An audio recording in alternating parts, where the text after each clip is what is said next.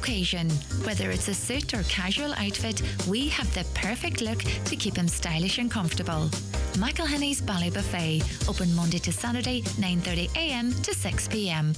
The M&S sale is here. Get up to 50% off across clothing, home and beauty. Shop in-store or online at marksandSpencer.ie. T's and C's apply. Highland Radio are celebrating another birthday. We are inviting you to join us for our Highland Radio Birthday Bash on Tuesday the 19th of March in the Mount Errigal Hotel. Joined by the one and only Margot, myself David James, plus special guests Brendan Quinn, Declan Ernie and Patrick Feeney. This is a night not to be missed. Tickets now on sale. For more information, visit the outlet at highlandradio.com or give us a call on 074 91 25000. We'll see you at the Highland Radio Birthday Bash.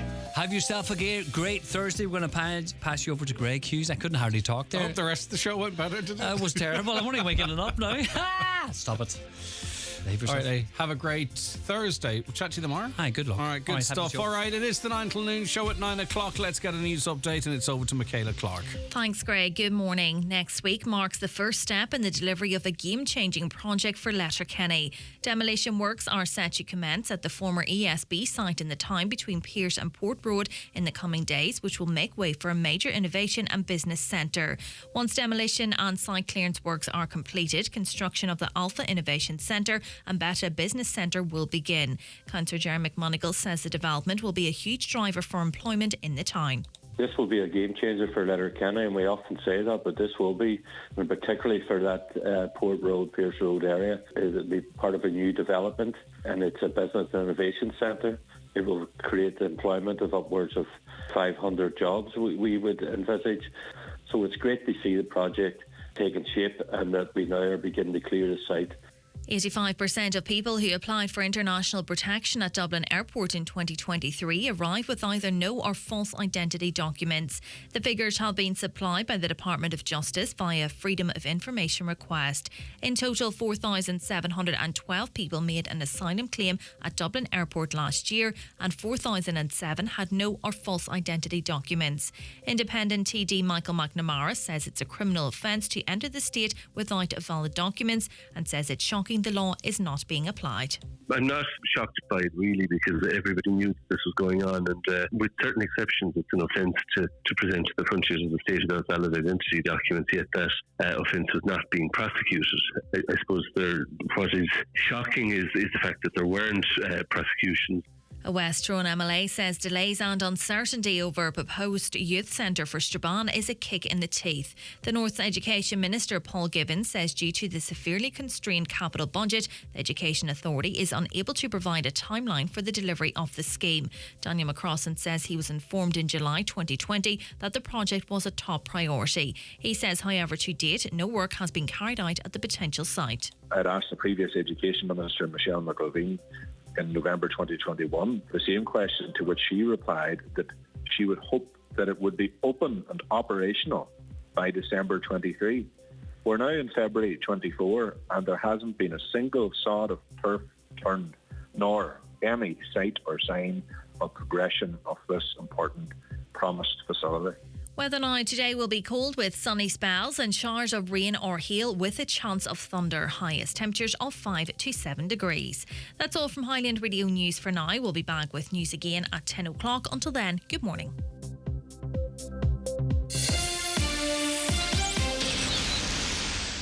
Before you settle on a new hybrid, take the Nissan Qashqai e-Power Challenge. The Nissan Qashqai e-Power is a hybrid, so you don't have to plug in. But unlike other hybrids, it always drives in electric mode. You get the superior smooth and quiet driving experience of an electric car all of the time. Take the Nissan Qashqai e-Power Challenge at your local Nissan dealer today. You'll never look back. Nissan, innovation that excites. And now, it's time for the talk of the Northwest. The 9 to Noon Show with Greg Hughes on Highland Radio. Hello and a very good morning. You're welcome along to Thursday's 9 till Noon Show on this, the 29th of February 2024, the last day of the month. I do hope you're all very well indeed. How are you keeping? It's fresh but cold out there this morning, and it's going to be some showers. It's going to be cold over the weekend, but getting milder next week, hopefully. But anyway, we're here to warm the cockles of your heart, and you can warm ours by texting and WhatsApping 086 60 25,000, 086 60 25,000. That's for your WhatsApps and your texts as well, of course, and your voice notes, your VNs. Don't forget, you can send in your voice notes to WhatsApp if you want to express yourself that way. If you want to give us a call, we have Caroline and Shannon taking your calls on 07491 25,000, and you can email us from wherever you are listening to the show. Comments at highlandradio.com. If you want to watch the programme at home on your Fire Stick or Smart TV, go to the YouTube app, Highland Radio Ireland, and we're across your mobile devices on that app and on Facebook and on X. Busy morning as always, a Thursday morning with the newspapers. The lead in the Tyrconnell Tribune, the decision by the HSE to close the health centre in Kilmacrennan has led to calls from Councillor Michael McBride and local families to have the decision overturned as a matter of urgency. The decision has come without any public consultation, we're told, and the reaction has been one of anger and dismay and disgust. And as Official Ireland closes the door on the health centre in Kilmacrennan, perhaps it is time for the people to finally shout stop, because if they don't, then every other element of government support will be gone. On to the Donegal news this morning. Luxury home up for sale with €500,000 price cut. Presence of defective material sees price drop.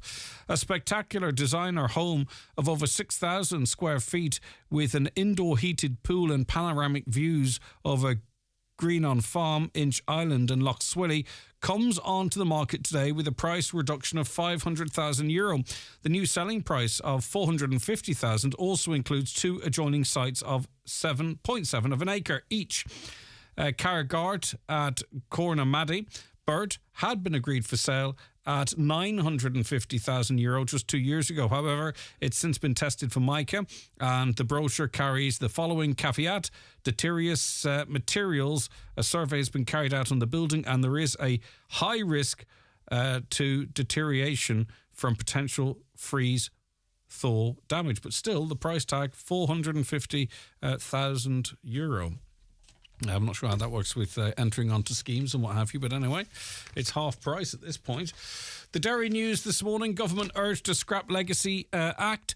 The British government's Legacy Act should be abandoned, Derry MP has said. SDLP leader and Foyle MP Colm Eastwood urged the government to scrap the controversial Troubles law following a decision in the High Court yesterday. The Legacy Act stops new Troubles-era cases and inquests from starting and offers a conditional amnesty to those accused of killings. The law applies to former members of the security forces and to ex-paramilitaries. The Irish government against this. It was championed, for the most part, from what I could see, by Boris Johnson. On to the nationals now, the Irish Independent, and I wonder how many of us find ourselves in this situation. A woman who had her application for a cost rental apartment rejected because she did not meet the affordability criteria has said the housing crisis is leaving people with no option but to emigrate. Jess, who's 31, works as a policy advisor to Sinn Féin TD Martin Kenny. He earns a decent wage and has always been able to pay her monthly rent. Her previous experience with a serious illness means she probably won't be able to secure a mortgage. She has been told she won't qualify for protection insurance, a policy that pays off your home loan if you die during the term of the mortgage. When she was just 27, the Cork woman had to undergo a hysterectomy following a delayed diagnosis of endometriosis, a debilitating womb condition. But because of that, she's going to struggle now to get home insurance. Without home insurance, going to struggle to get a mortgage, and now is facing immigration. On to the Irish Times this morning. Senior HSE executive secures €389,000 exit package. The stories keep coming, don't they? One of the most senior executives in the HSE is to receive a redundancy package of nearly €400,000 under a deal approved by government departments and finalised in recent days. The HSE said yesterday that Dean Sullivan, who was appointed 6 years ago as Deputy Director General, had left its employment by agreement and redundancy. Details of the agreement with Mr. Sullivan are likely to generate further controversy over redundancy payments in the public sector, coming in the wake of revelations of payments made to senior executives in RTE. And it just seems to be a cash cow working for the state in one form or other. I mean, to leave your job and to leave with €400,000 in your back pocket, or €250,000 or €385,000, how much money is being paid out in severance packages, exit packages, redundancy packages? Well, the deal governing Mr. Sullivan's departure from the health service came about following a mediation process, the HSE said. Mr. Sullivan had been employed by the HSE since July 2017 as Deputy Director General, Chief Strategy and Planning Officer. Initially, for a 5-year period, in July 2022, he became HSE Chief Strategy Officer. So how can you work for the HSE for, 5 or 6 years and then you leave with €388,000? It's really, really quite remarkable. The Irish Daily Mail, the media minister will face calls at a crunch meeting tomorrow to sack the entire board of RTE and appoint a new one she can fully trust after the dramatic fallout with the chair of the board. There's been a major fracturing of the relationship between the board and Catherine Martin in the wake of her de facto sacking of former chair Siún Ní Raghallaigh on television last week. A defiant Minister Martin insisted in the Dáil yesterday that she was going to grasp the nettle on the series of crises at RTE after repeatedly being accused of being missing in action throughout the now 9-month period of unfolding controversy at the national broadcaster. In fairness, I kind of did only start linking her name to this whole controversy relatively recently, but she's being told she needs to get a broom out and clear shop. The Farmers Journal this morning: thousands of farmers will receive a cash flow injection this week as Agri-Climate Rural Environment Scheme ACRES payments finally issue. The interim payments are worth a total of €113.6 million. Payments issued at a flat rate of €5,000 for those participating in ACRES cooperating projects and €4,000 for those who entered the scheme through the general route, Minister Charlie McConalogue said. This is just an incredibly heartbreaking story. It's one of those stories I was reading about and I heard some of it, and it just stops you completely in your tracks because you just try and put yourself... you don't try and put yourself. You find yourself put in the emotional position of imagining what it must be like, and then you sort of can't allow it almost. It's incredibly sad. It's in the Irish Daily Mirror. The grieving mum of a boy who died after a traffic collision at the weekend has given birth. Shane Dylan Cody Coleman was born on Tuesday to parents Laura Cody and Gary Coleman. Baby Shane, Dylan's big brother, Dylan, died yesterday morning after suffering injuries on Sunday afternoon in Purcell Park, Shannon, County Clare. Dylan, hailed a hero on social media for donating his organs to save young children, got to meet his baby brother before he passed away. His heartbroken mum, Laura, confirmed. She also confirmed Dylan's organs will be donated to children in need. Dylan was airlifted to University Hospital Limerick following the horror incident. After treatment there and subsequently at Temple Street Hospital in Dublin, he was sadly pronounced dead yesterday. And there's absolutely no doubt that he'll be welcomed, or has been welcomed, into heaven, and hopefully from there he'll keep a close eye on his baby brother, who he did get to meet before sadly passing away. On to the Irish Sun this morning, and an ex-assistant of an Irish MEP has told a court he hacked their social media and posted about a naked pic of another politician. I remember this story at the time. I remember seeing the post. I was scrolling through, as it was then, Twitter, and it came from an account with the name associated with Luke Ming Flanagan. And it was one of those, wow, okay, because it was it was designed clearly to hurt Luke Ming Flanagan as much as possible. There was what seemed like a purpose misspelling. It was done in the middle of the night, and it was created as if to give the impression that he was Googling and accidentally Googled in Twitter, if you know what I mean.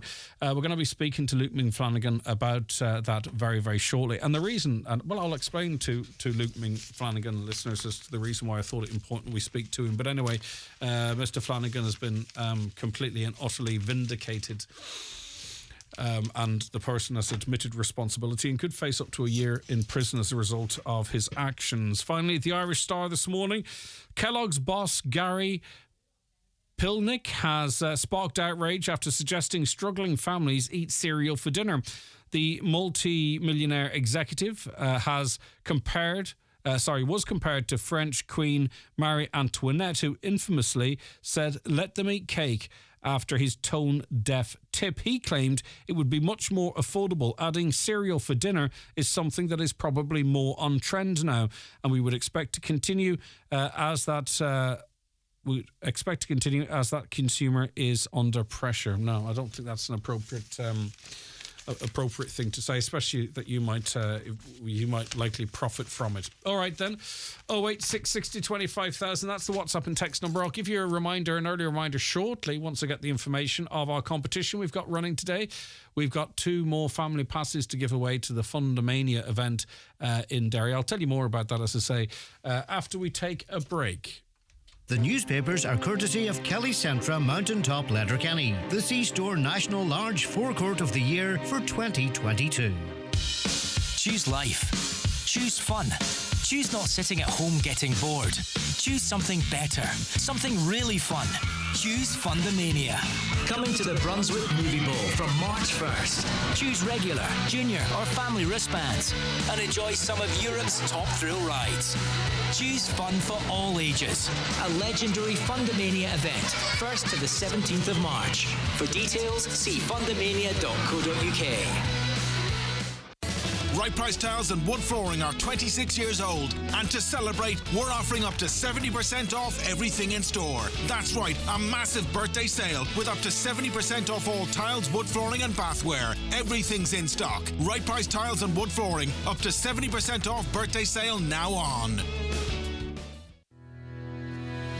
Cruise into the future with our Kia EV lineup, offering you the latest in electric vehicle technology with 1.9% finance and a 7-year warranty, ensuring your peace of mind as you navigate the roads of tomorrow. Step into the future with iMotors and experience the thrill of driving a Kia EV. Visit our showroom or explore our electrifying range at imotors.ie. Do you need a UK address? Save hundreds of euros on custom charges shopping online with Space Hub Dairy. We provide a full virtual address mailbox service for all your business and personal use. Save hundreds, possibly thousands, on custom charges with Space Hub Dairy. Call 048 71 87 8077 or online spacehubdairy.com for more details. Sean, on a work call, realises that his battery is on 1% and makes a dash up the stairs. Sarah, frantically looking for her keys, approaches the top of the stairs in a hurry. As Sean rushes around the blind turn at the top of the stairs, they realise it's too late. This crash resulted in 1 broken phone, 2 broken banisters and 2 very sore heads. If Sean and Sarah were drivers, the result could be infinitely worse. Support National Slow Down Day today, 7am to 7am. Brought to you by An Garda Síochána and the Road Safety Authority. Just like Lyra, live at Social Live Donegal this Friday. Tickets from $29.25 are on sale now.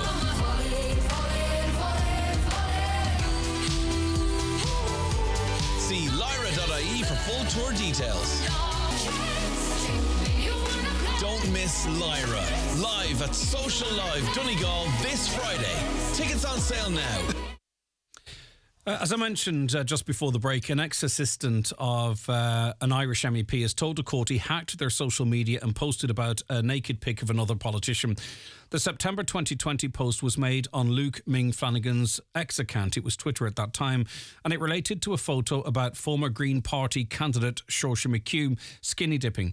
The post was later deleted, and the Midlands North West MEP claimed that his account had been hacked. And of course, now that we know, the politician reported the issue to the European Parliament, who then handed the case over to the authorities in Brussels, and an investigation was launched. Dermot Hayes, Mr. Flanagan's former assistant, yesterday admitted in court he was the person behind the controversial post. Now, what happens when these things happen is, at the time, it's screenshot and it's shared around and it's covered in all the media.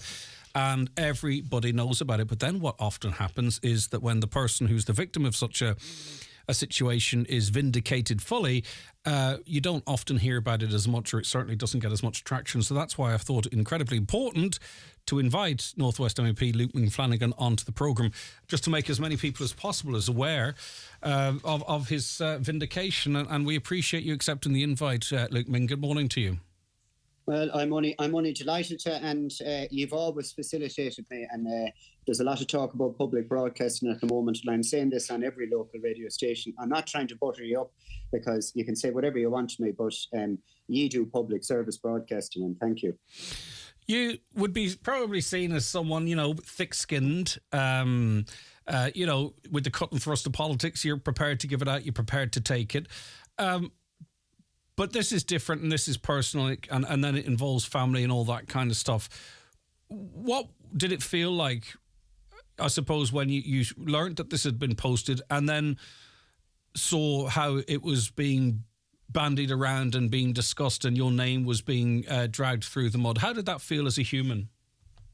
Well, when I woke up that morning after the tweet was posted, and unfortunately it's a bad habit, and I advise people against it, but I looked at my Twitter account first thing, probably at about 8:30 that morning, and I was just stunned. There was a viral commentary going on about the fact that a post had been tweeted from my account and that it had been deleted. Someone had taken a screenshot of it and basically sent it around again.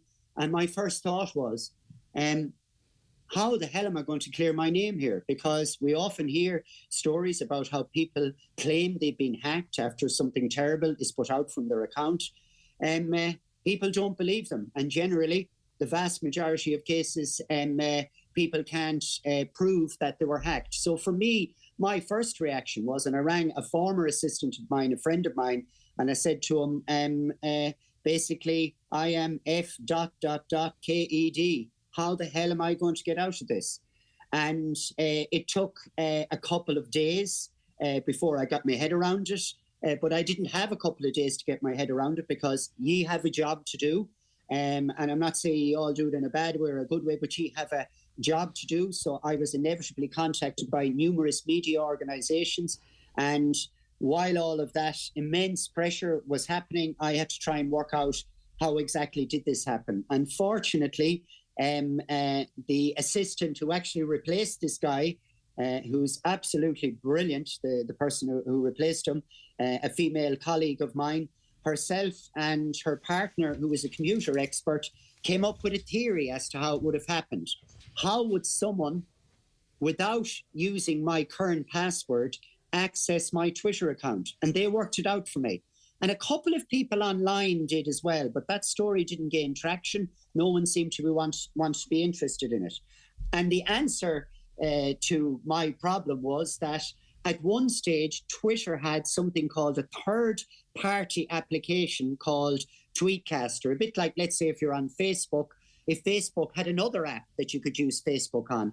Twitter had that at one stage. And the benefit of using that app was, at that stage, Twitter only allowed you a very limited number of characters. The images and videos that you could post were very limited. So I started using Tweetcaster for a while. You could schedule tweets as well, yeah, and that type of stuff. I mean, it was advantageous in that.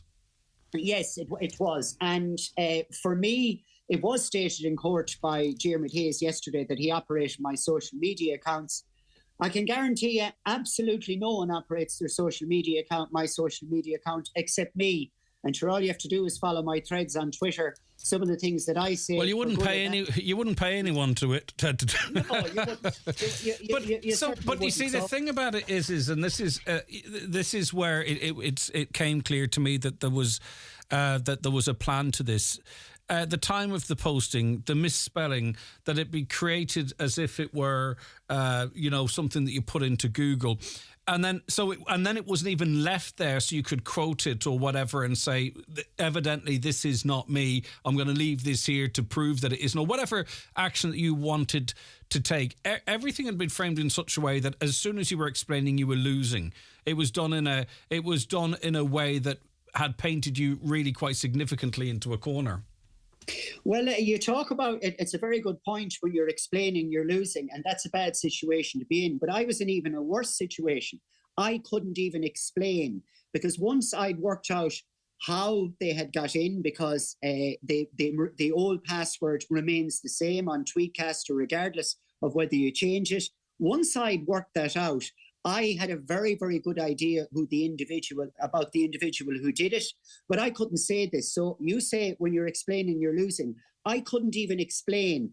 And this caused me a lot of problem, because obviously I'm not just dealing with this issue. At that time, I had just got a really, really good result, and a really good result for Donegal on the Common Agricultural Policy.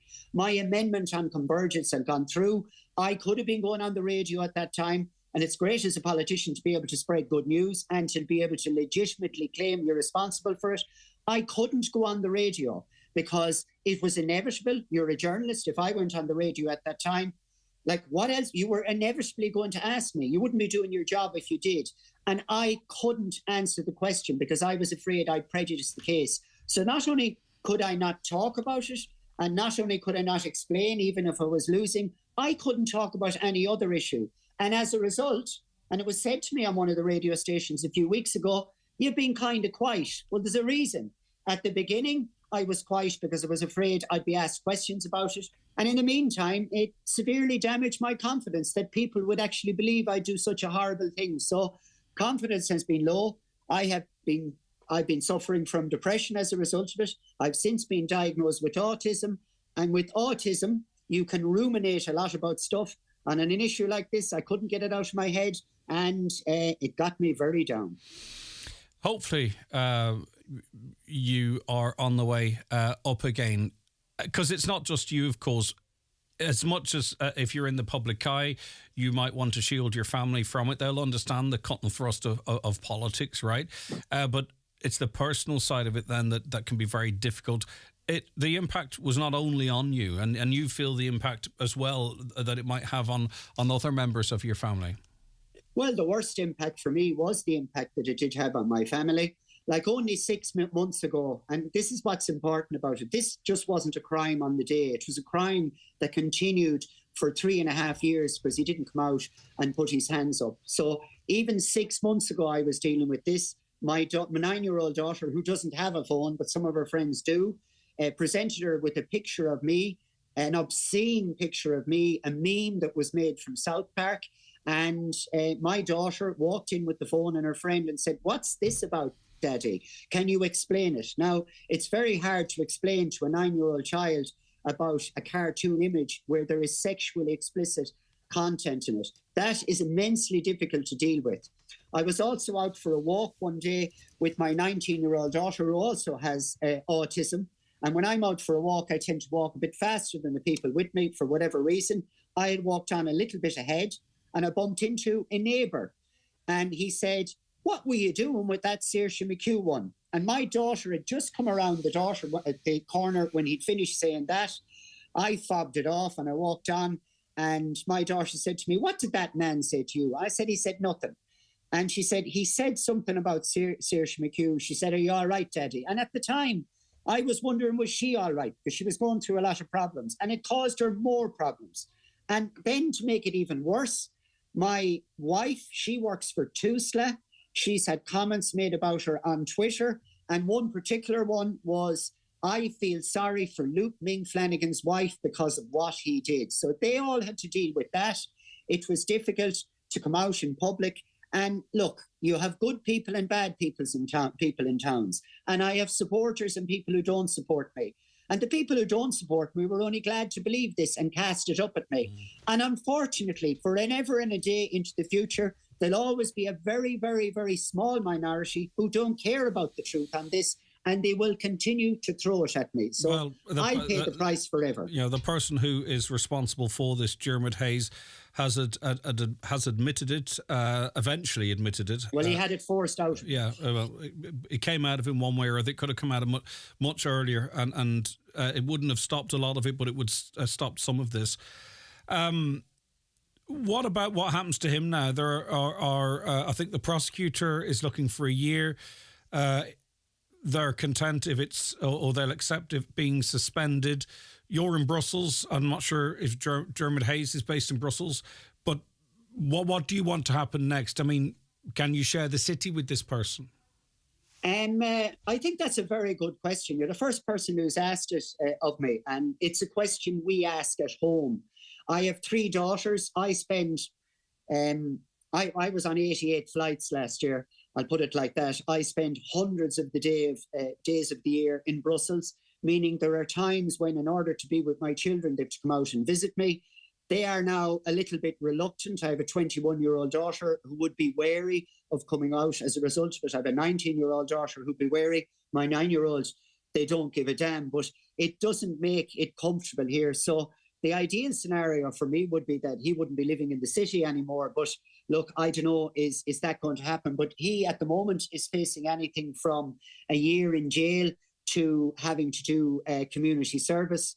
So that's basically what he's facing. But I have to say, I'd have to thank the Belgian judicial system and the Belgian police force, and in particular, the security apparatus in the European Parliament. They all came around me and supported me as soon as this happened. And if they didn't, I would not have been able to clear my name. It would have been impossible.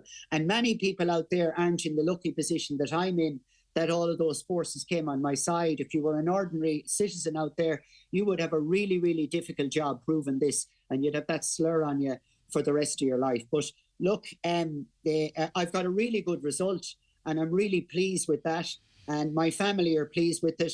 And I'm also, in relation to Saoirse McHugh, who is also a victim of this, it's really hard for women to get involved in politics. It's a very male-dominated job, and this doesn't help.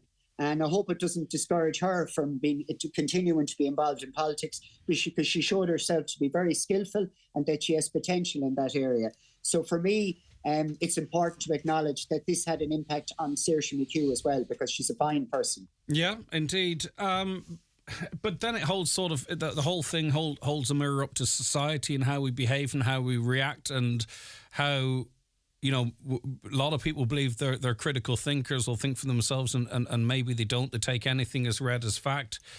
But I don't believe that we can sort of reverse that anymore. There was a time I would have hoped that maybe this was a stage we were going through, but it seems now on social media, collateral damage is perfectly acceptable. It doesn't matter if we're talking about children dying or a politician having their reputation harmed or whatever.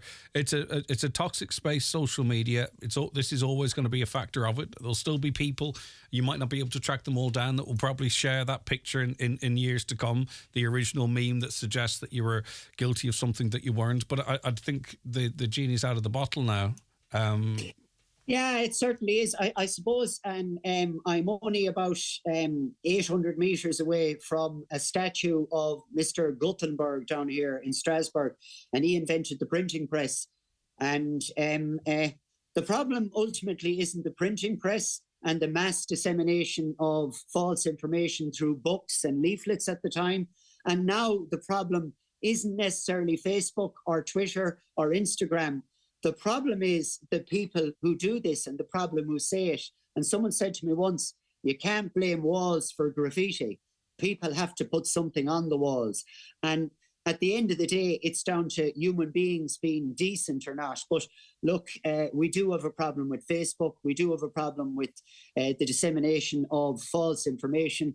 And you're right, the genie is out of the bottle. And while it initially was a massive help to me, because when I was canvassing in 2011 in Roscommon Leitrim, when I turned up in Carrick because of a Facebook post, I had 26 people there waiting to canvass for me. And when I went across the bridge in Carrick and Shannon to the Roscommon side to Courtubber, I had 15 people there waiting to canvass for me. So while initially for me it was a big help, unfortunately it's an animal that was friendly that's now gone mad. I have two brief questions to ask you.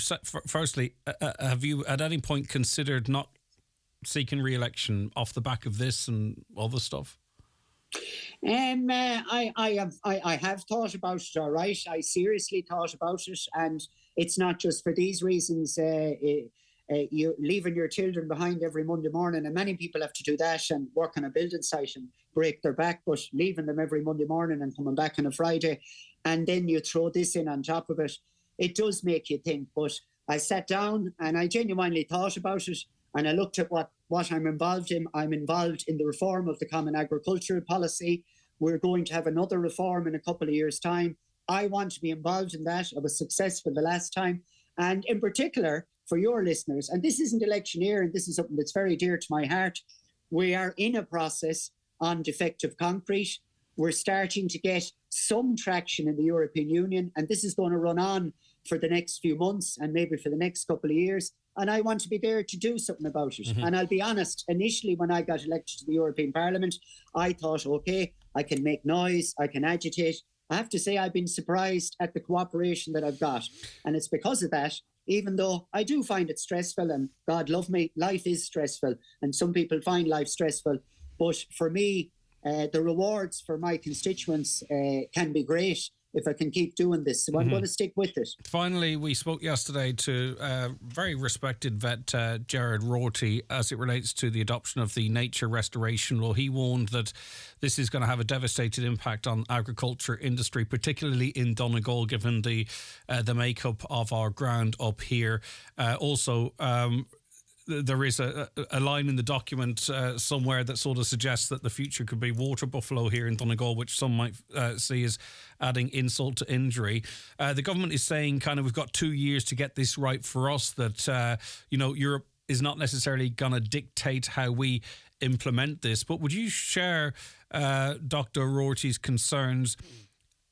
One concern, actually, I put it to Dr. Rorty yesterday, my concern about flooding of properties and how we defend properties, and that's actually a big issue here in Donegal. It didn't seem to be a particular concern of his, but I did hear it from someone else this morning. That's what jumped out at me, as well as the impact on farming.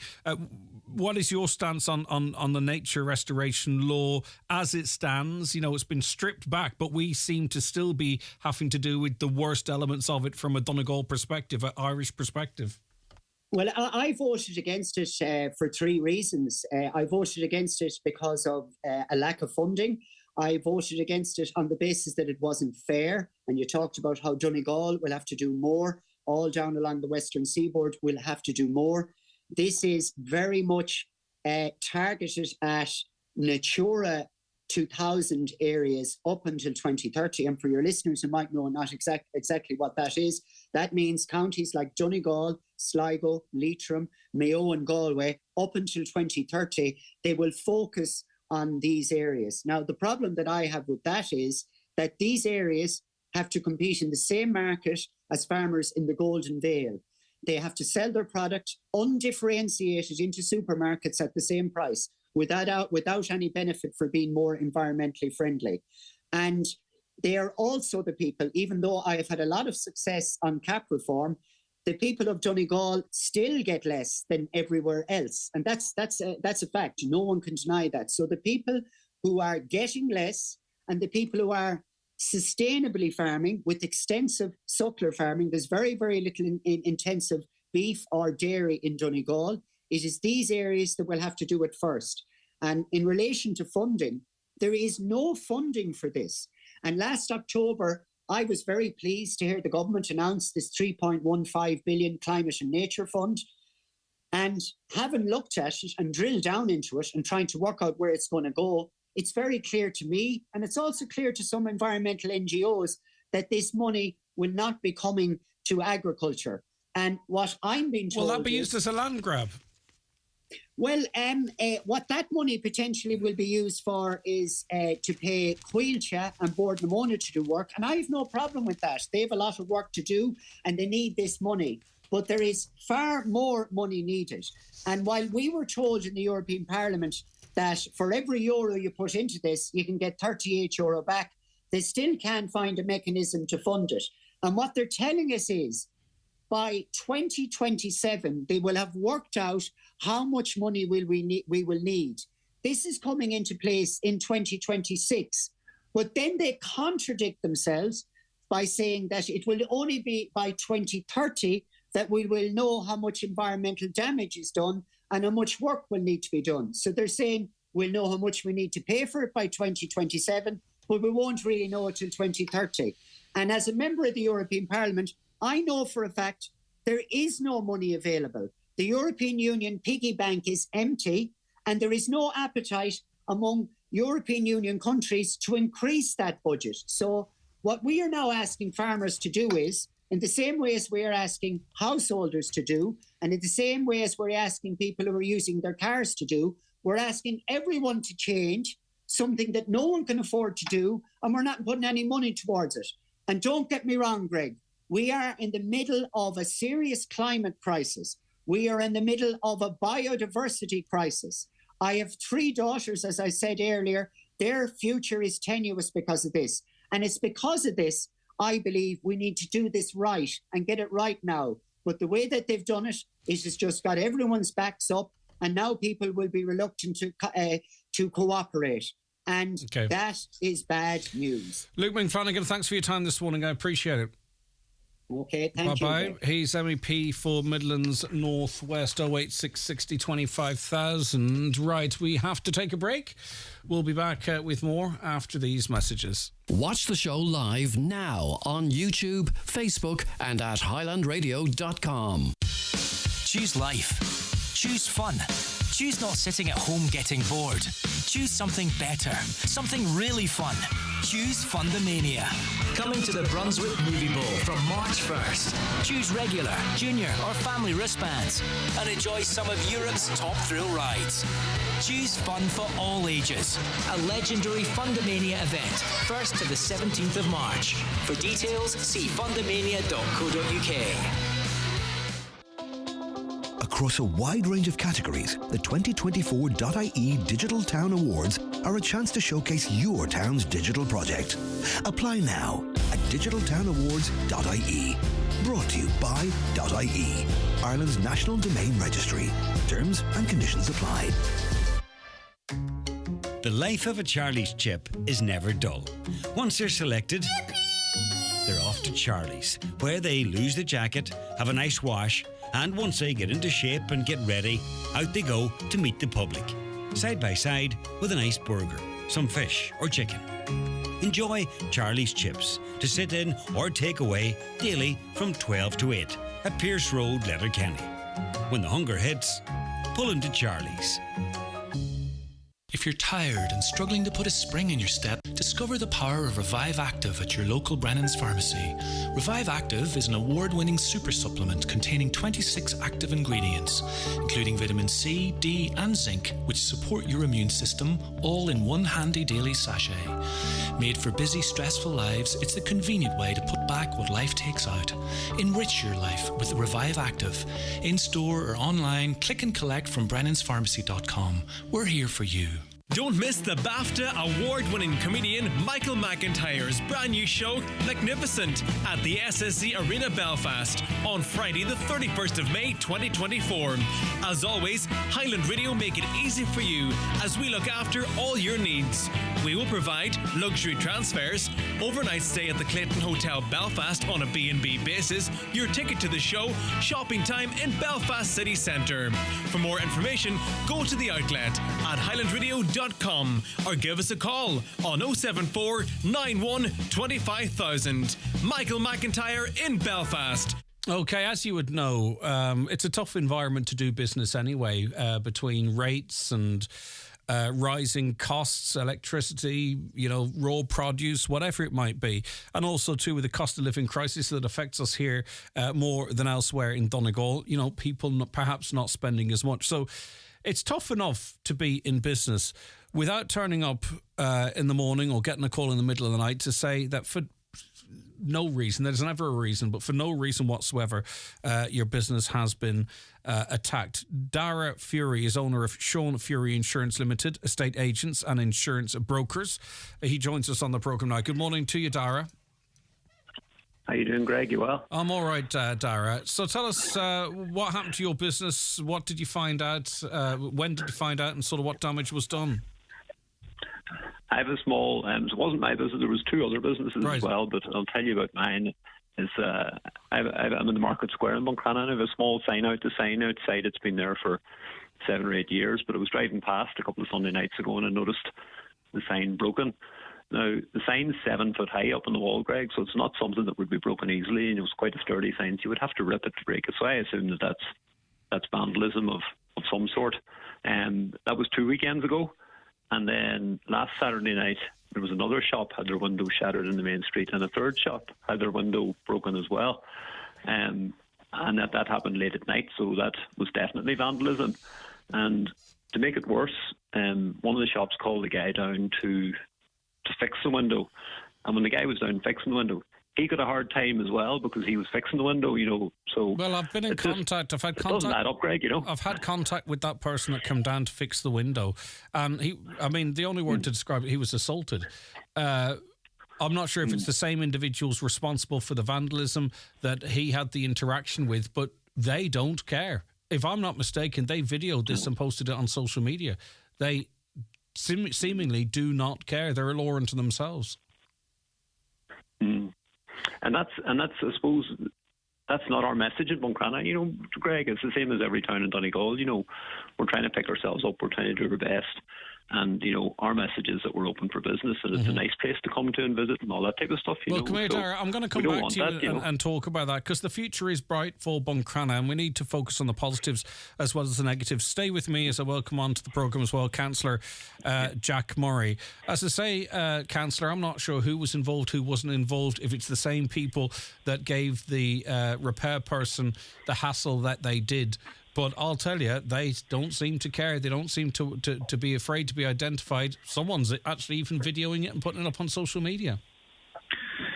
Yeah, unfortunately, that assault on the man repairing the shop was widely circulated on social media.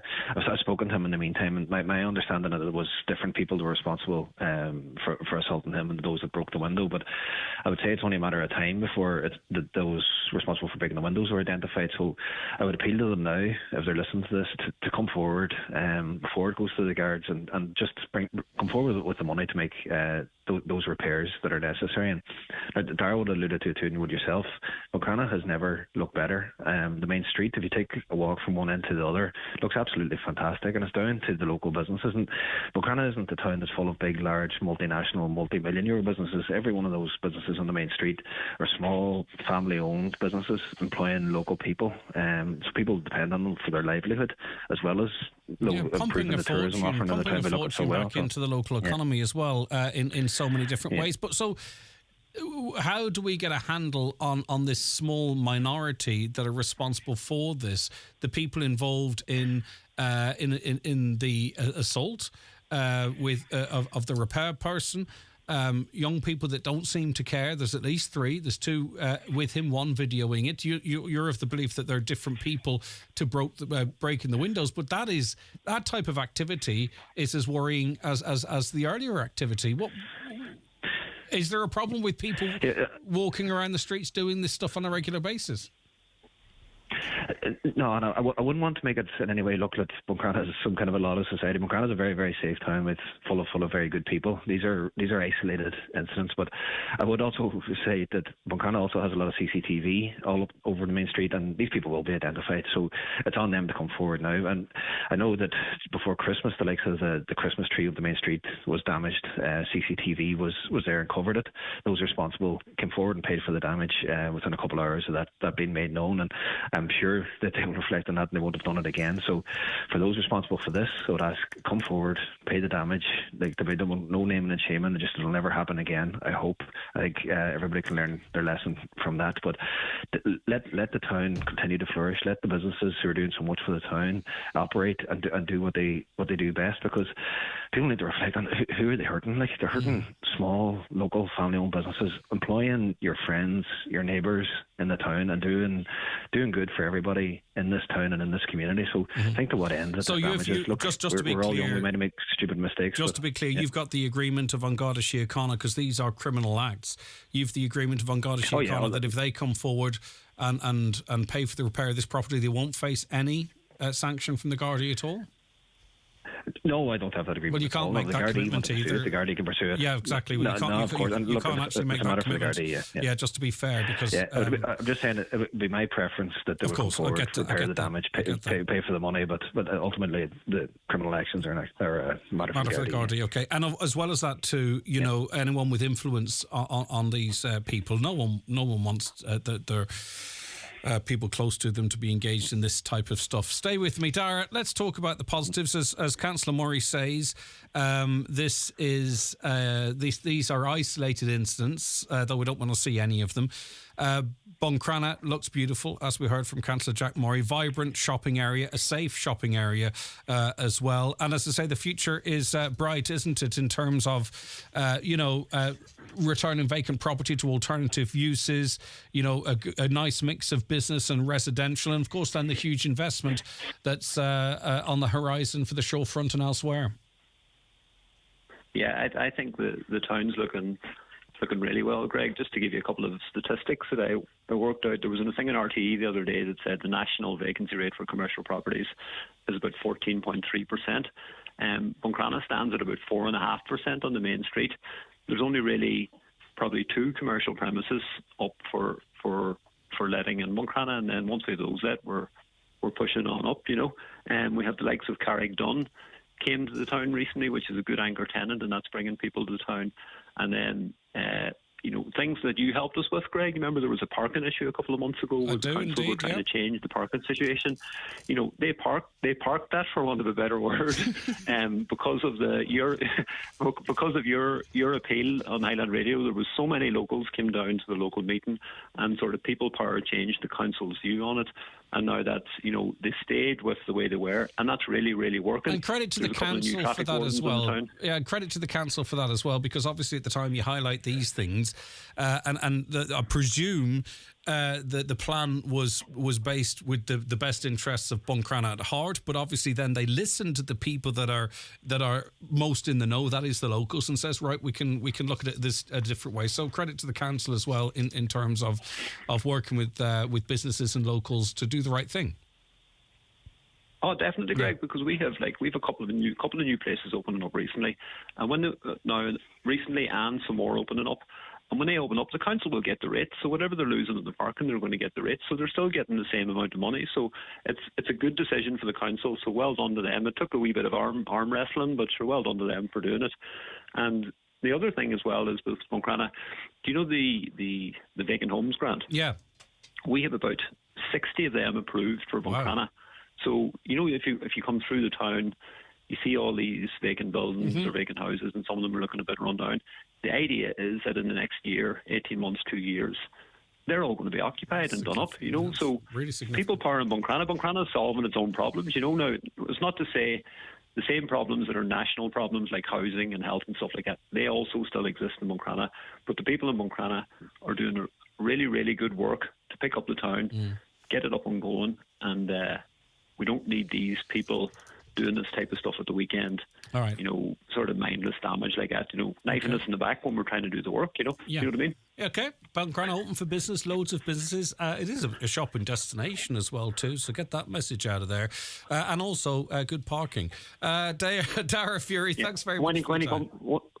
Last thing, Greg. When are you coming down to visit us? When was the last time you were down for your lunch in Buncrana? Well, I didn't have lunch there, but I was up in Buncrana not so long ago, and I can tell you what I bought. I bought a suite of furniture. No, I didn't. What did I buy? I bought a table and chairs, and I bought indeed, and I bought a saucepan set. So in Buncrana. Very good. So when will you? And I bought a stove. We bought a stove in Buncrana as well. I've just realised I do all my shopping in Buncrana, Dara. Are you offering me coffee, by the way? Well, there you are. If you want, I'll buy it, no problem. All right, good man, Dara. Thanks, Greg. I'll be down soon. Don't worry about that. Okay, we're in Carndon, not too far away next week. Councillor Murray, okay, so I think we've got a decent mix there of 95% plug in Buncrana, 5% saying, look, lads and lassies, quit this because things are on the up and we don't need any detractors. Yeah, 100%. And look, the attitude there that Dara's putting forward, that's reflective of all the business owners in Buncrana High Street and the community we have, the Tidy Towns volunteers. Just there's so much great work happening in Buncrana. There's a lot more planned to happen in Buncrana. It's a great place to visit, and we just look, those people that are responsible for this just need to calm themselves on, reflect on what they've done, and just stop from doing it, and let the town continue to flourish, because we've fantastic people here and we have a great offering. So let's just focus on that. We got a tabletop in Buncrana as well. I forgot about that. A granite work surface. I sound like I've got money, but anyway, it was part of doing up a room. So can't say I don't shop locally in Buncrana. All right, Councillor Murray, take care of yourself.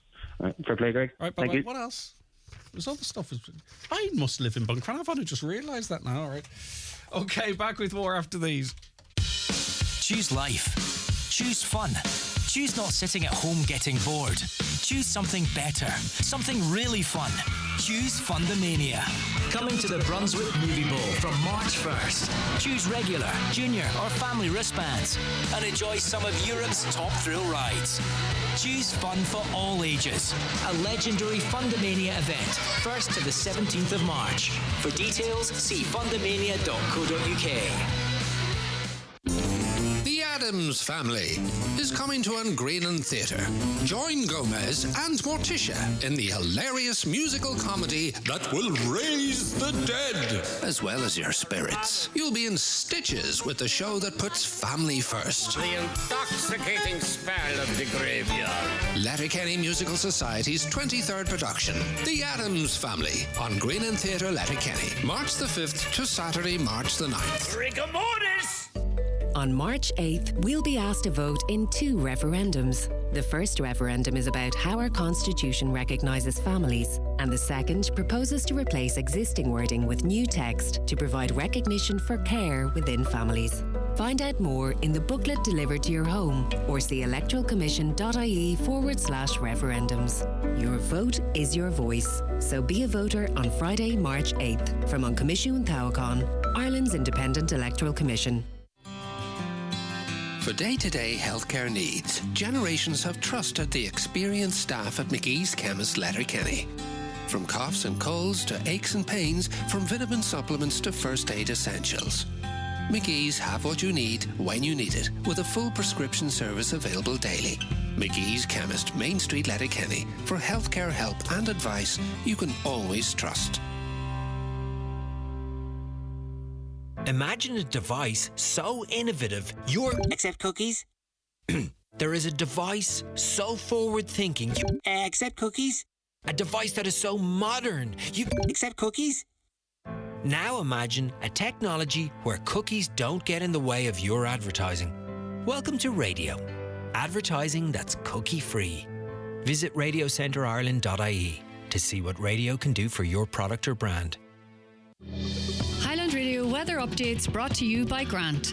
Building a new home? Choose Grant's A++ rated Airona air-to-water heat pump and Uflex underfloor heating. Visit grant.ie.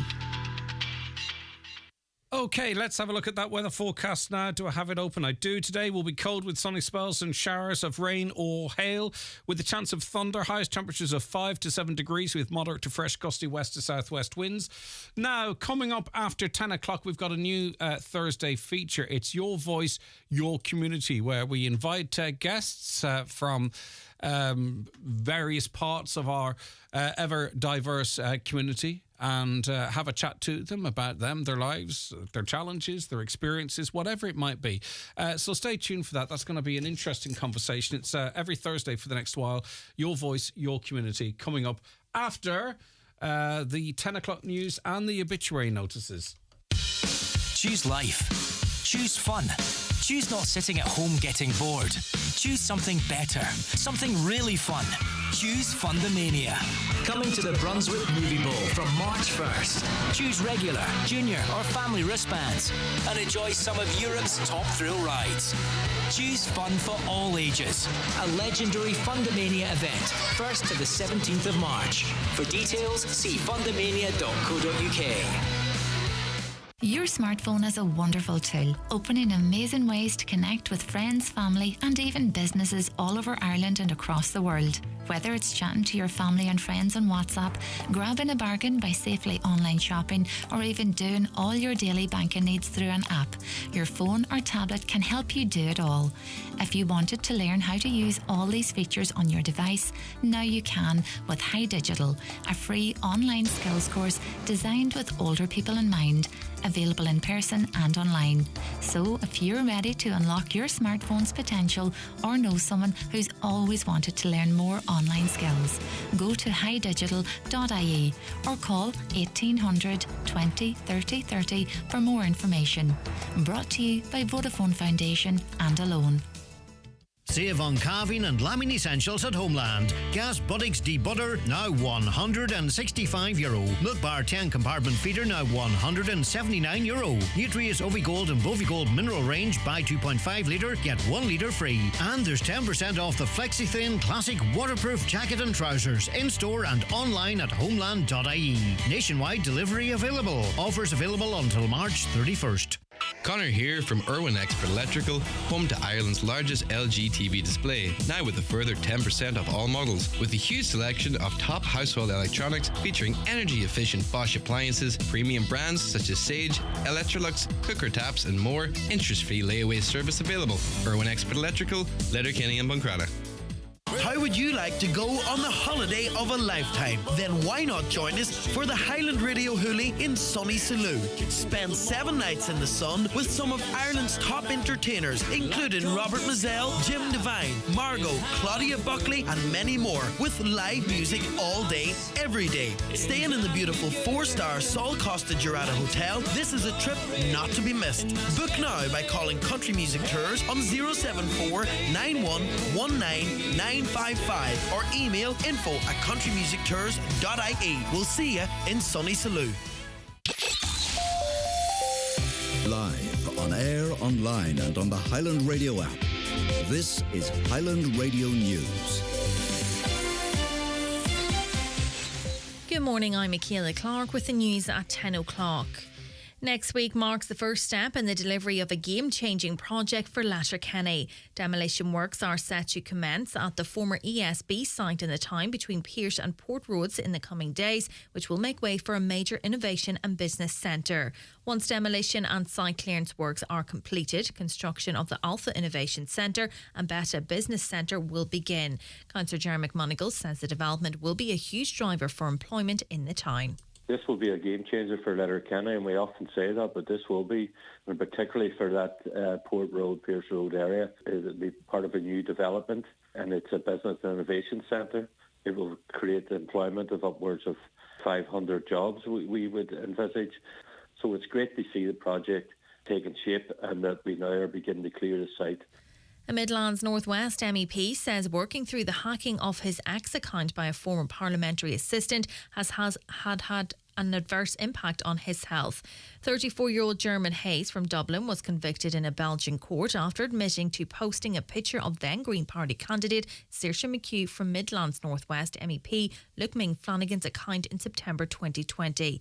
The MEP told today's 9 till noon show that he has suffered with depression and has been diagnosed with autism since. He says what was most difficult during that time was seeing how it affected his family. I was also out for a walk one day with my 19-year-old daughter who also has autism, and I bumped into a neighbour. He said, "What were you doing with that Saoirse McHugh one?" I fobbed it off and I walked on, and my daughter said to me, "What did that man say to you?" I said, "He said nothing."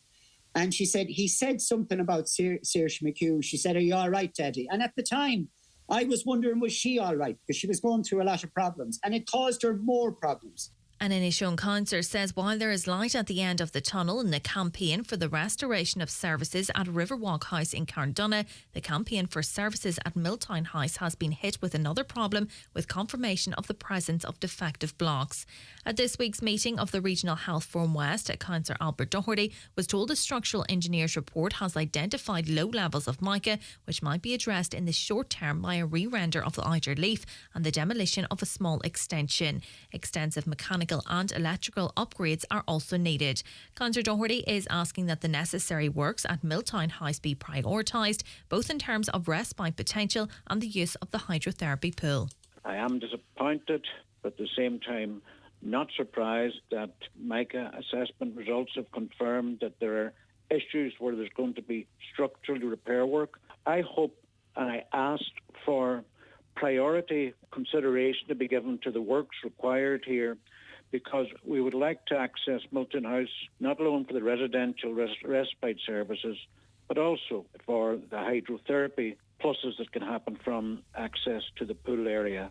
33 vehicles have been detected speeding so far on National Slowdown Day. In the first 2 hours of the operation, Go Safe vans discovered one motorist driving at 142 km per hour in a 100 zone in Wicklow and a driver speeding at 112 km per hour in an 80 zone in Dublin. Gardaí say they're continuing to appeal to drivers to comply with speed limits in order to reduce the number of speed-related collisions, save lives and reduce injuries on roads. Police in Derry say they are becoming increasingly concerned for the welfare of a woman missing since earlier this week. Julia Stokes, also known as Julia Orr, was last seen on Monday at around 1 p.m. in the Altnagalvin Hospital area. She's described as having black shoulder-length hair of a medium build, is approximately 160 centimetres in height and has a Dublin accent. Police say Julia may be wearing a black puffer-style coat, a grey top and light jogging bottoms. If anyone has information on the whereabouts of Julia, they're asked to contact police. Weather now today will be cold with sunny spells and showers of rain or hail with a chance of thunder. Highest temperatures of 5 to 7 degrees. That's all from Highland Radio News for now. We'll be back with an update again at 11 o'clock. Until then, you can keep up to date with the latest local news on our website highlandradio.com. Good morning.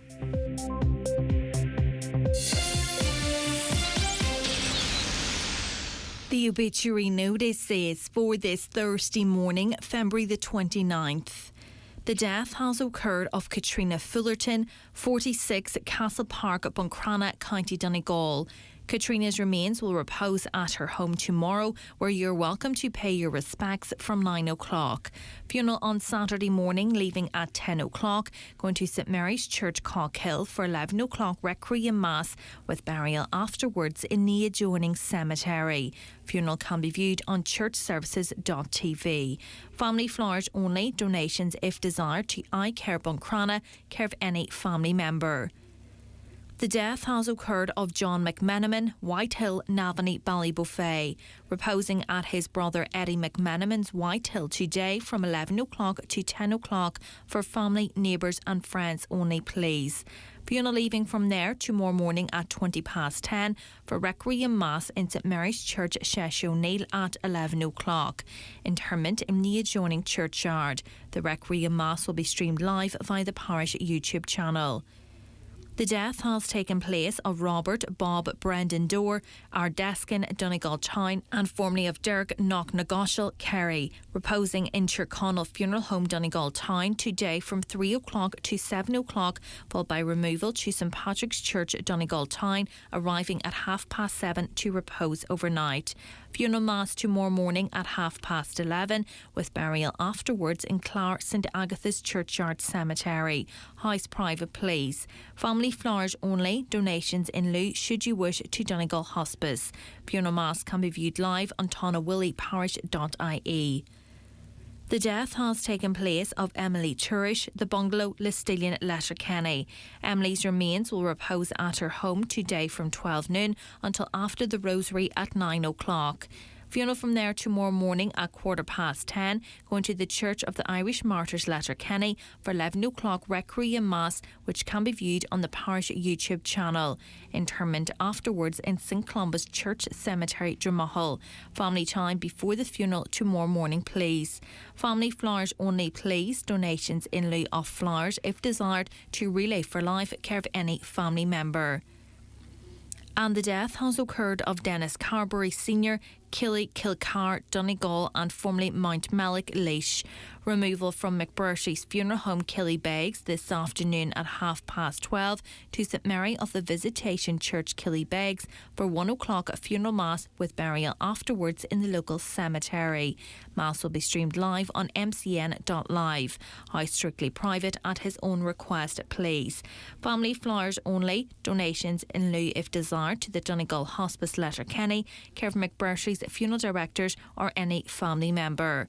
For family information and more details regarding wakes and funerals, please go to highlandradio.com.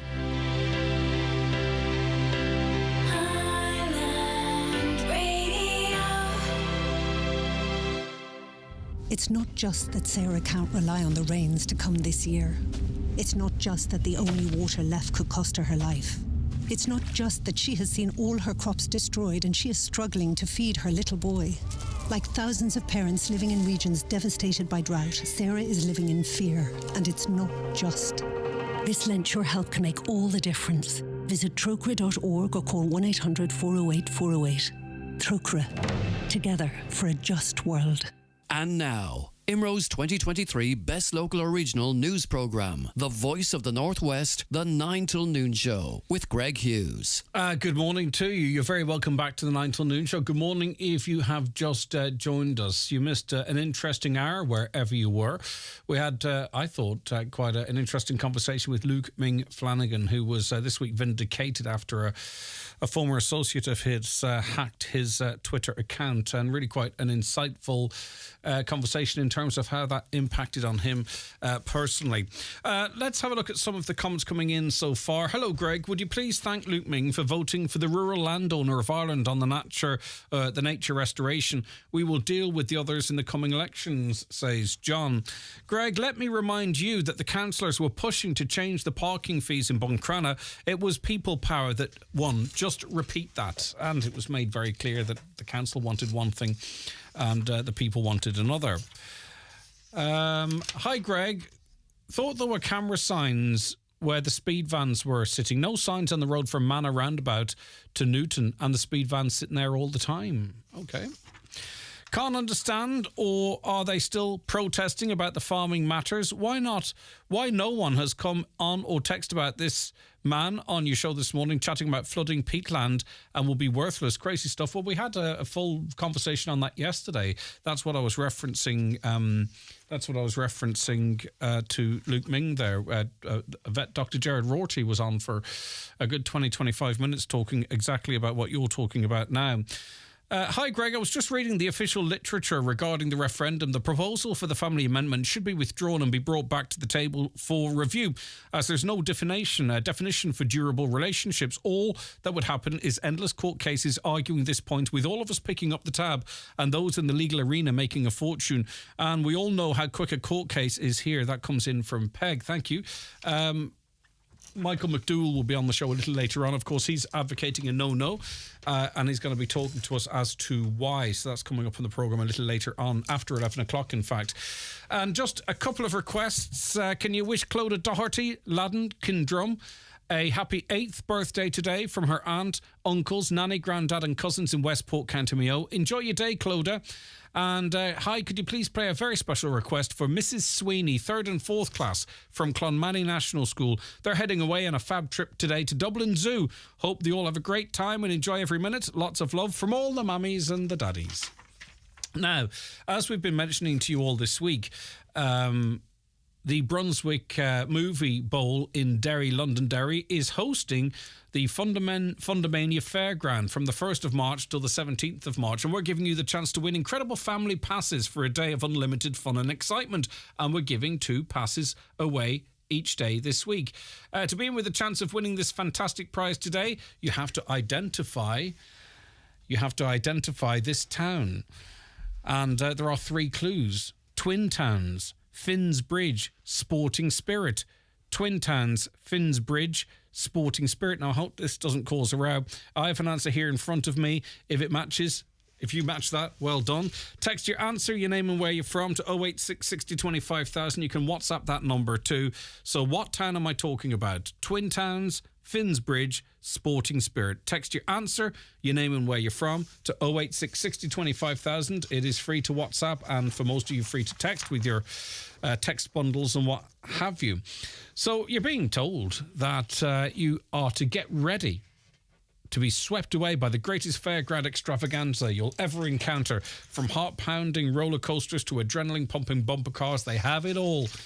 You can go yourself, but two of you will be going thanks to us here at Highland Radio, two families.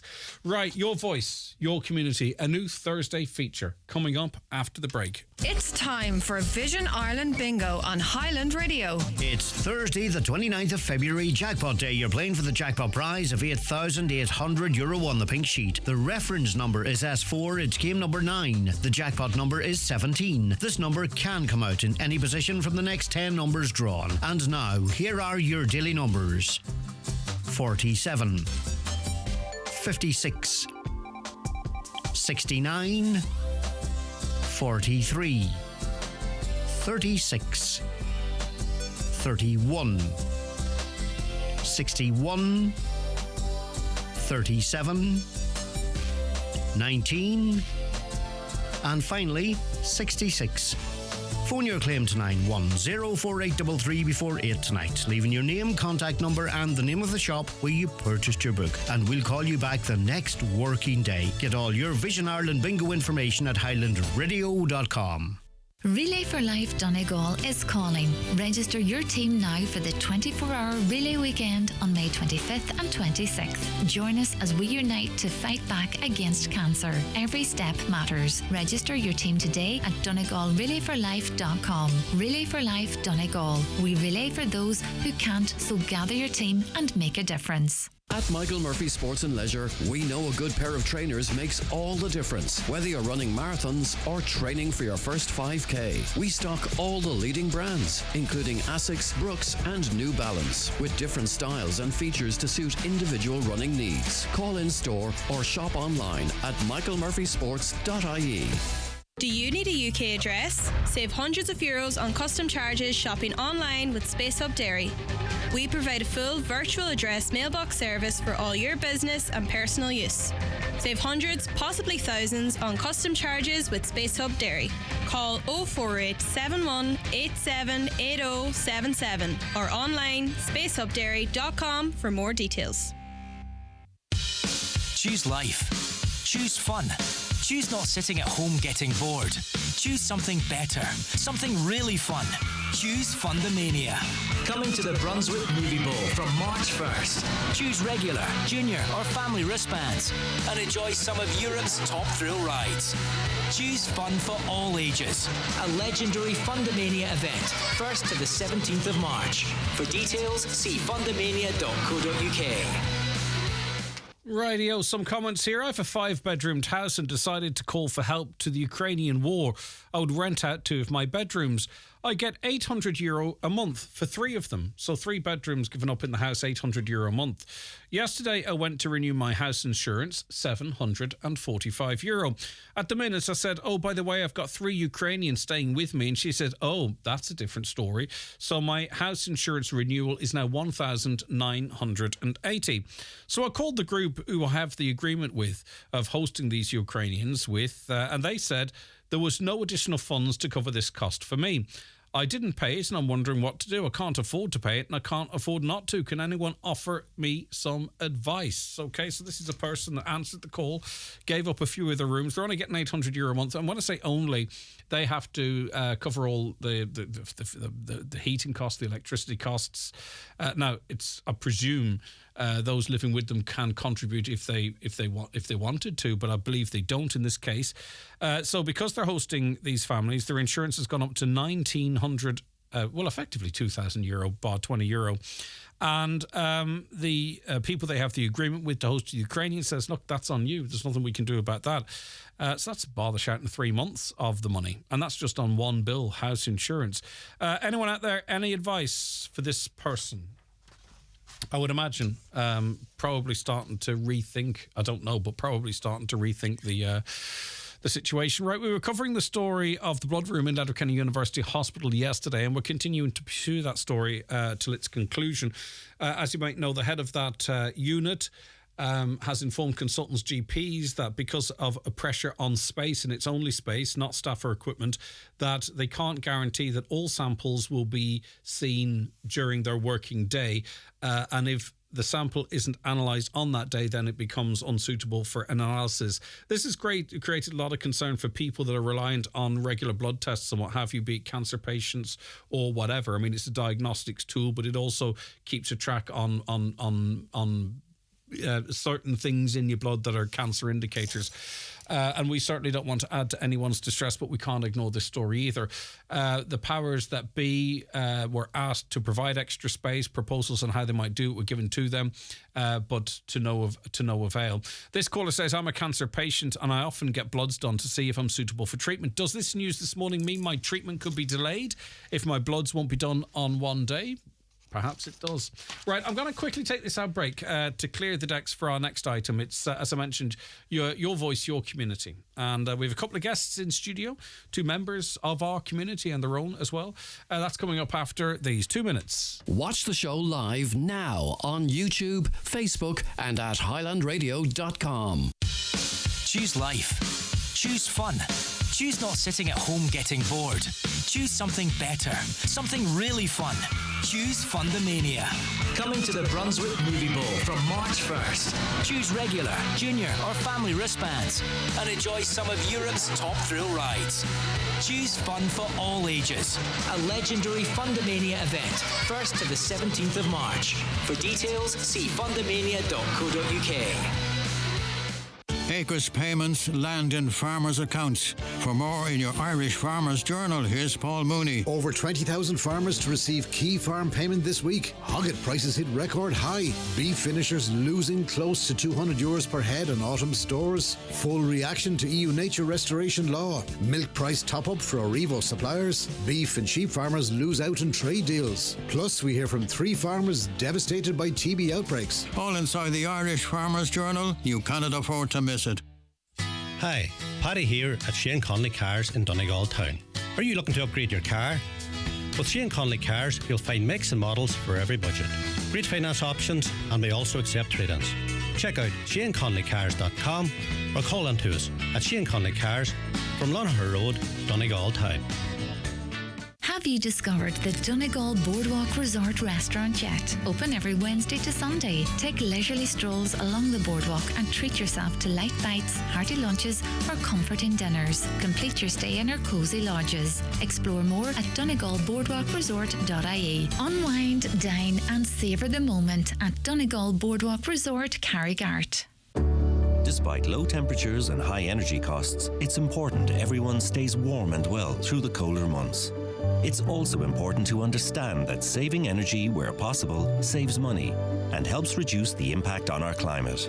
Simple steps can make a big difference, like turning down the thermostat by 1 degree, limiting the use of high-energy appliances like tumble dryers, or ensuring we don't heat rooms that aren't in use. Government is playing its part too, making a range of supports available to help ease the burden on families across the country. For support and advice, visit gov.ie/reduce your use. Brought to you by the Government of Ireland. Getting married? Don't leave it too late. Book with us today at the Groom's Room in Evolve Clothing, Letterkenny Retail Park. Rightio, you're very welcome back to the programme, and we're into a new item here on a Thursday. It is your voice, your community, and delighted to welcome Anne Friel into studio. Hiya, Anne. Good morning, Craig. It's great to have you with us, and also we've got Pamela Cullotty, Family Links worker with Donegal Travellers Project. Have I got your pronunciation correct? Yeah, Pamela Cullotty. Cullotty. Listen, thanks both of you for calling in. You've been on the radio before, and Pamela, this is your first time. It is, yeah. So I've strict instructions to go very easy on you. Is that all right? Yeah. Okay. Listen, we really appreciate you calling into us. Right. Okay. And our focus is on members of the traveller community. Pamela, Family Links worker with the Donegal Travellers Project, and through this item, we just want people to learn a little bit more about people. Maybe they have preconceptions of, they have notions of, they've biases to. Maybe they don't. Maybe they've no understanding. Maybe they don't care.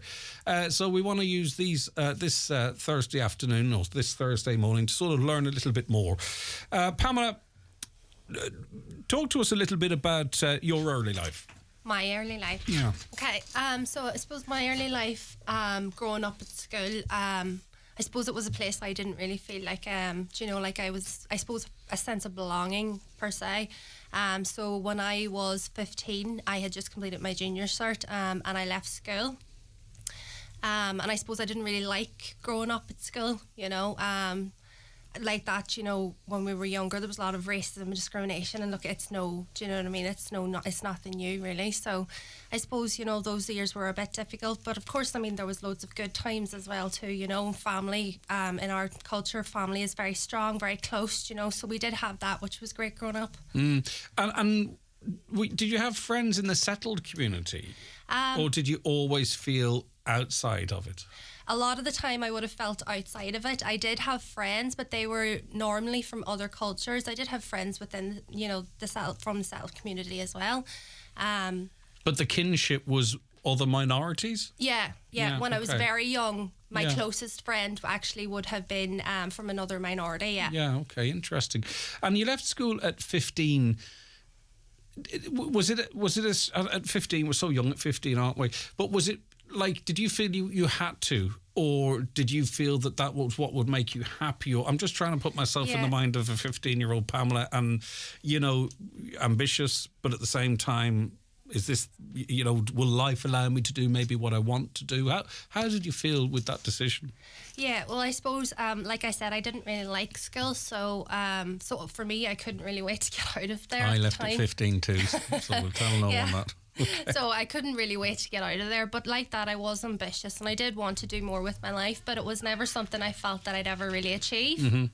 And I suppose, so I left, but what I did do was I had gone to a travel training centre where I completed my Leaving Cert Applied, and just being in a space with my own community was such, I did complete my Leaving Cert there and I had committed to it, and it was such a big difference for me. I suppose I felt more included and with my own community, and I suppose it was easier to thrive in that space.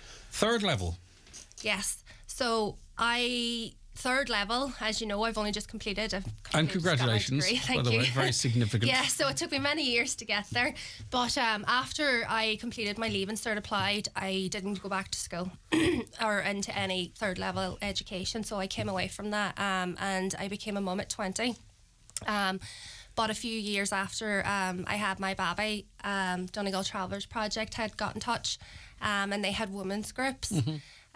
So I started going to the women's groups there, and that was where I really started my journey. Watch my peers like Anne and the others, watching And was them. it, we often say, if you can see, you can be it, or if you have the right influence. Was it as simple as that you had sort of horizons open to you by seeing what Anne and others were achieving? Yeah, I did. But as well, too, like that growing up, I never, I was oblivious to a lot of, I suppose, we knew that there was racial discrimination, you feel it, there's a sense of it, but I wasn't 100% aware of it by the time I started the women's group. But there we learned more about it raised a lot of awareness, and it really opened my eyes to how much our community has to endure, I suppose, on a daily basis. And that kind of gave me that passion and that desire to want to start community work. So it was watching my peers, but it was also that awareness raising as well. And as remarkable as your achievement is, it's fantastic, but it is remarkable because so few members of the travelling community, and I'd probably guess even less women than men, actually be able to go on to complete their third level education. Yeah. So I think we need to get to a point where it's not a story. Yeah, there is, Craig, but we know that only 1% of our community was on a third level education. But we do see a change slightly, but change is happening. We do have doctors within the community who are academic doctors, few, but they do exist. And it's very rarely where you get a member of the travel community going from primary to secondary straight on to third level. I'm not saying it doesn't exist. It does exist, but it's rare. Very often, this 1% is made up of people who maybe goes back to a travel organisation, starts doing community education, and looks at, you've a group of people that wants to invest time and energy into you, and support you to carry on your education, and a lot went back as adults through third level education. So that 1%, yes, there is people that goes through primary to second to third, but there's mostly made up of people going through travel organisations, getting a feel of community education, and want to carry on to third level education. And why is the number so low in your view, Anne? The numbers are so low because, and people say, it's one shoe fits all, but systems are set up. If you don't blend in, if you blend in, it's fine, but if you tough stand when out, you're young and you don't feel challenging. you belong. Yeah. My own journey is not anywhere more unique as Pamela's. We're all quite similar to education. I was born and raised in Donegal, and my family would be nomadic through the summer months. I left school at the age of 13. And the experiences that I had, and I'm talking about early 90s, leaving, I went on to secondary school in this county, and the experience was quite negative. Experience of primary school was quite negative. So when children were in having learning, traveller children were brought out to the schoolyard to lift the rubbish after the break time. Traveller children were, I'm talking about myself, were using the projector when the Irish language was being spoken and taught, cleaning the blackboard. So that kind of left us at a disadvantage. And there's a notion there that, should travellers drop out of school? We don't go to education. I went to school. I was sent to school by my parents. It was the obligation of the state, the obligation of the school to be sure I had equally taught as other children, and that just wasn't the way. And you've talked about how you were treated by the institution, but how, can you remember as a national school child, how were you treated by other children? Terrible. Now, the reason I want to mention that, and then you can go on from here, we aren't born with any prejudice, okay? We aren't born with the thickness. A brown person is different, or a member of the travelling community is different, right? So the language or the attitude had to have been picked up at home. Yeah. So 100% right. There's nobody born racist, and children pick things up. And when you're used to being in a tight-knit community, and as Pamela said, the people you played with was members of your own community. And you knew at the age of 5 or 6 when you heard the first word of knack or gypsy, it was in the schoolyard, and you'd go home and say, what does that mean? Like, what is that? Can you imagine being the parent and the child coming home to say that to you? I was one of them children. Because what do you say? Yeah, like what does that mean? And for years and years as a community, we know, this is the way it was. You remember the traveller community, this is the way life was. We didn't know it was racism. We didn't know it was discrimination because there was nobody there to talk about it. But when Donegal Travellers Project opened up, and Donegal Travellers Project is 27 years in existence this year, it gave us as an opportunity as a community, and especially for traveller women, to come together and to talk in a safe space and to analyse challenges that we were facing as women and as traveller women within society. And that's where we got educated in relation to racism, discrimination, prejudice and bias and stereotypical that we were facing. And back before a movement was even existed in Ireland, there is a travel movement out of Ireland, and there's a travel organisation. Traveller parents and people in the community just took it, that's the way it was, and we just had accepted as a community of oppressive behaviour onto us as a community. Pamela, you are Family Links working with Donegal Travellers Project. Even with your degree, do you think you would have? Do you think you'd have difficulty finding work elsewhere? Yeah, I would feel. I mean, great as this achievement is, it's still tarnished to some extent. Yeah. I mean, you do, and I suppose it's like that. I suppose it's even like growing up, I didn't have a lot of, I suppose, self-esteem or belief in myself. So, even to go for an interview, that idea that you'd feel uncomfortable in that space, or you'd feel like you were treated differently, and I suppose that expectation for yourself as well too. So I suppose like the idea of going for an interview elsewhere, it's frightening, especially when you're so used to being excluded from society. So even though you may not be, it's still going to be hard to walk into that space thinking that you might be. Yeah. We do know, Craig, that 83% of our community are unemployed, and there is myths out there about the travel community, in relation to employment. Well, let's talk about them because, you know, the whole part of this conversation is to dispel myths.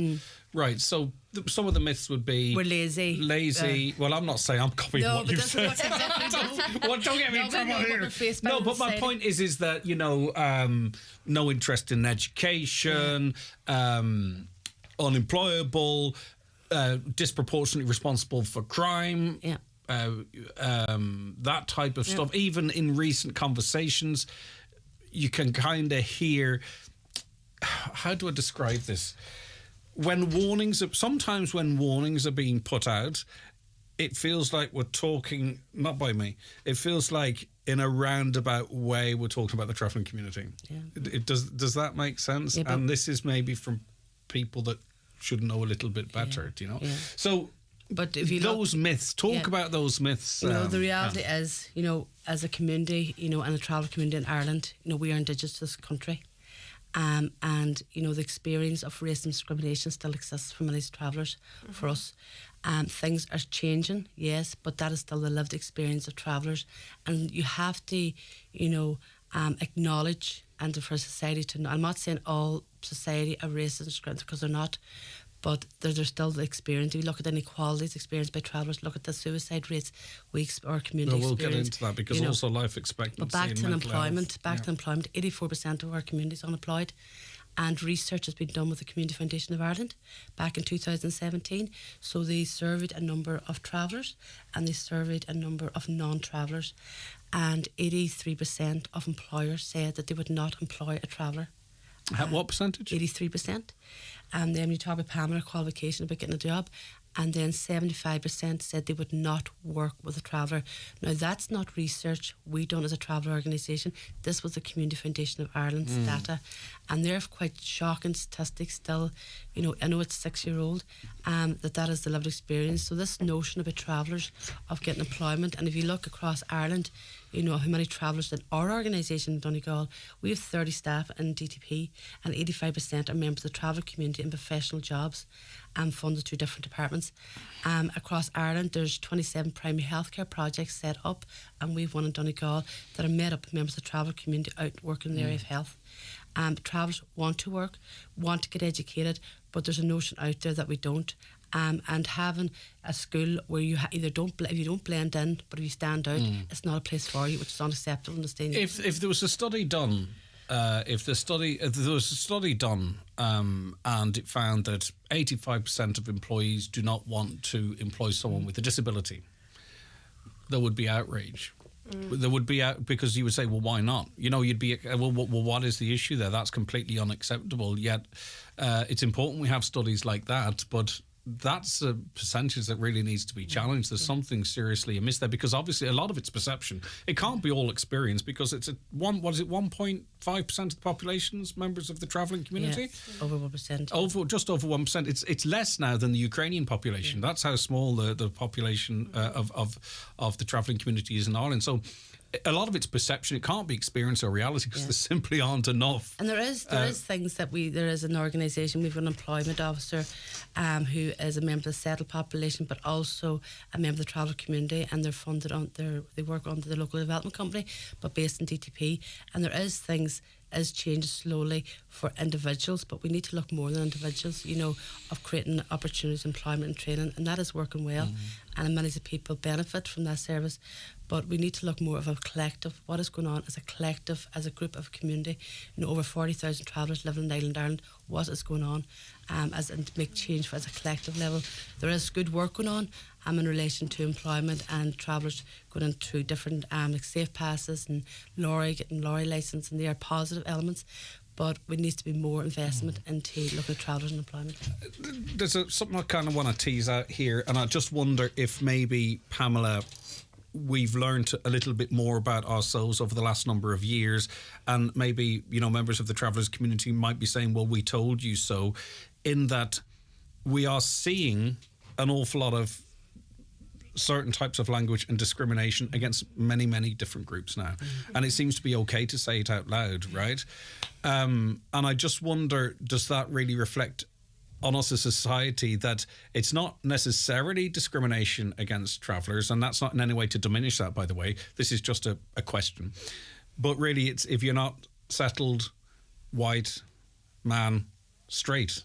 Do you know what I mean? That there's lots of other groups that fall outside of those demographics that are feeling what members of the travelling community are feeling now. Yeah. Be it as a woman, be it as a person of colour, be it as a member of the LGBTQI. You know what I mean? Yeah.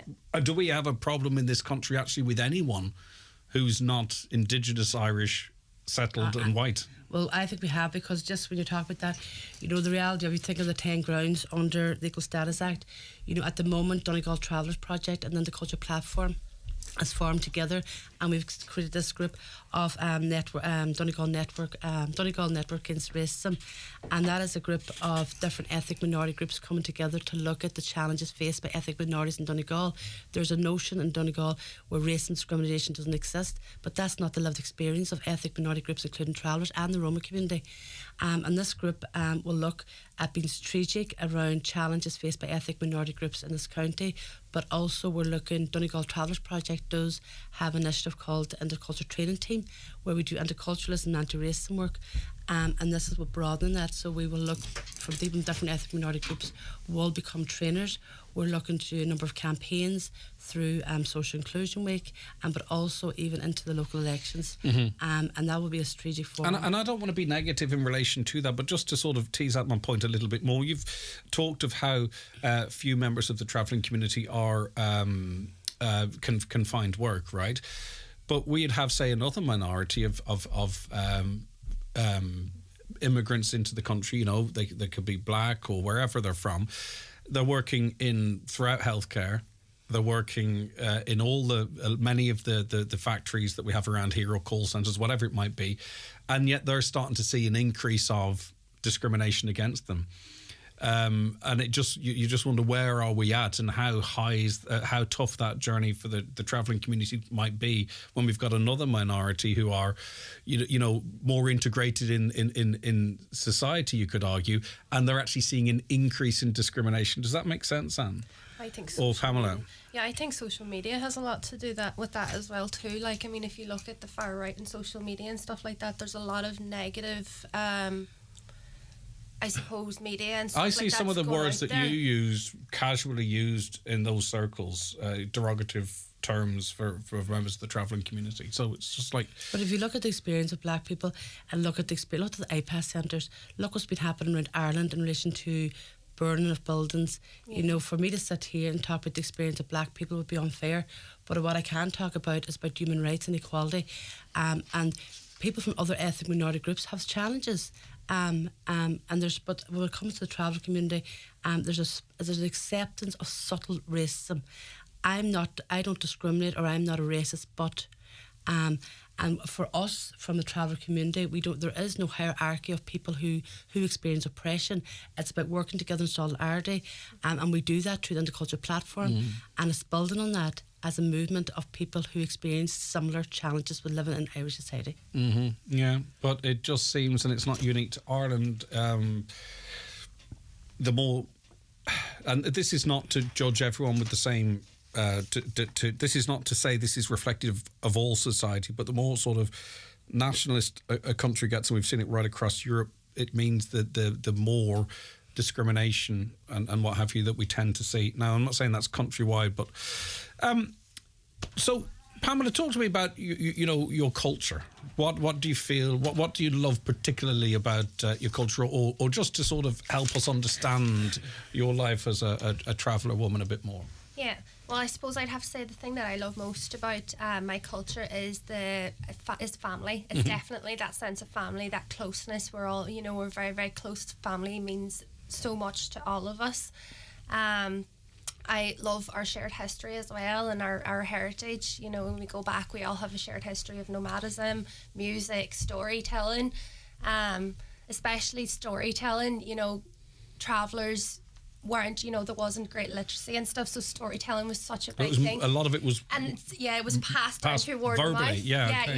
And I mean, that's what, I would have learned. I remember growing up And my dad, you know, would sit down and tell us all the stories about when he grew up, you know, and he'd talk about the horses and things like that, you know, and it's just so lovely storytelling and stuff. And the SAC initiative, is that a story that you've created or one that was passed to you? Sorry? The SAC initiative? Oh, the story sacks. Yeah, so last year, the ETB had come to Donegal Travellers Project, and they were looking to do a collaboration piece with Donegal Travellers Project and the library, and they were talking about the Story Sack initiative. So we all came together, and as Family Links worker, I took lead out on that project.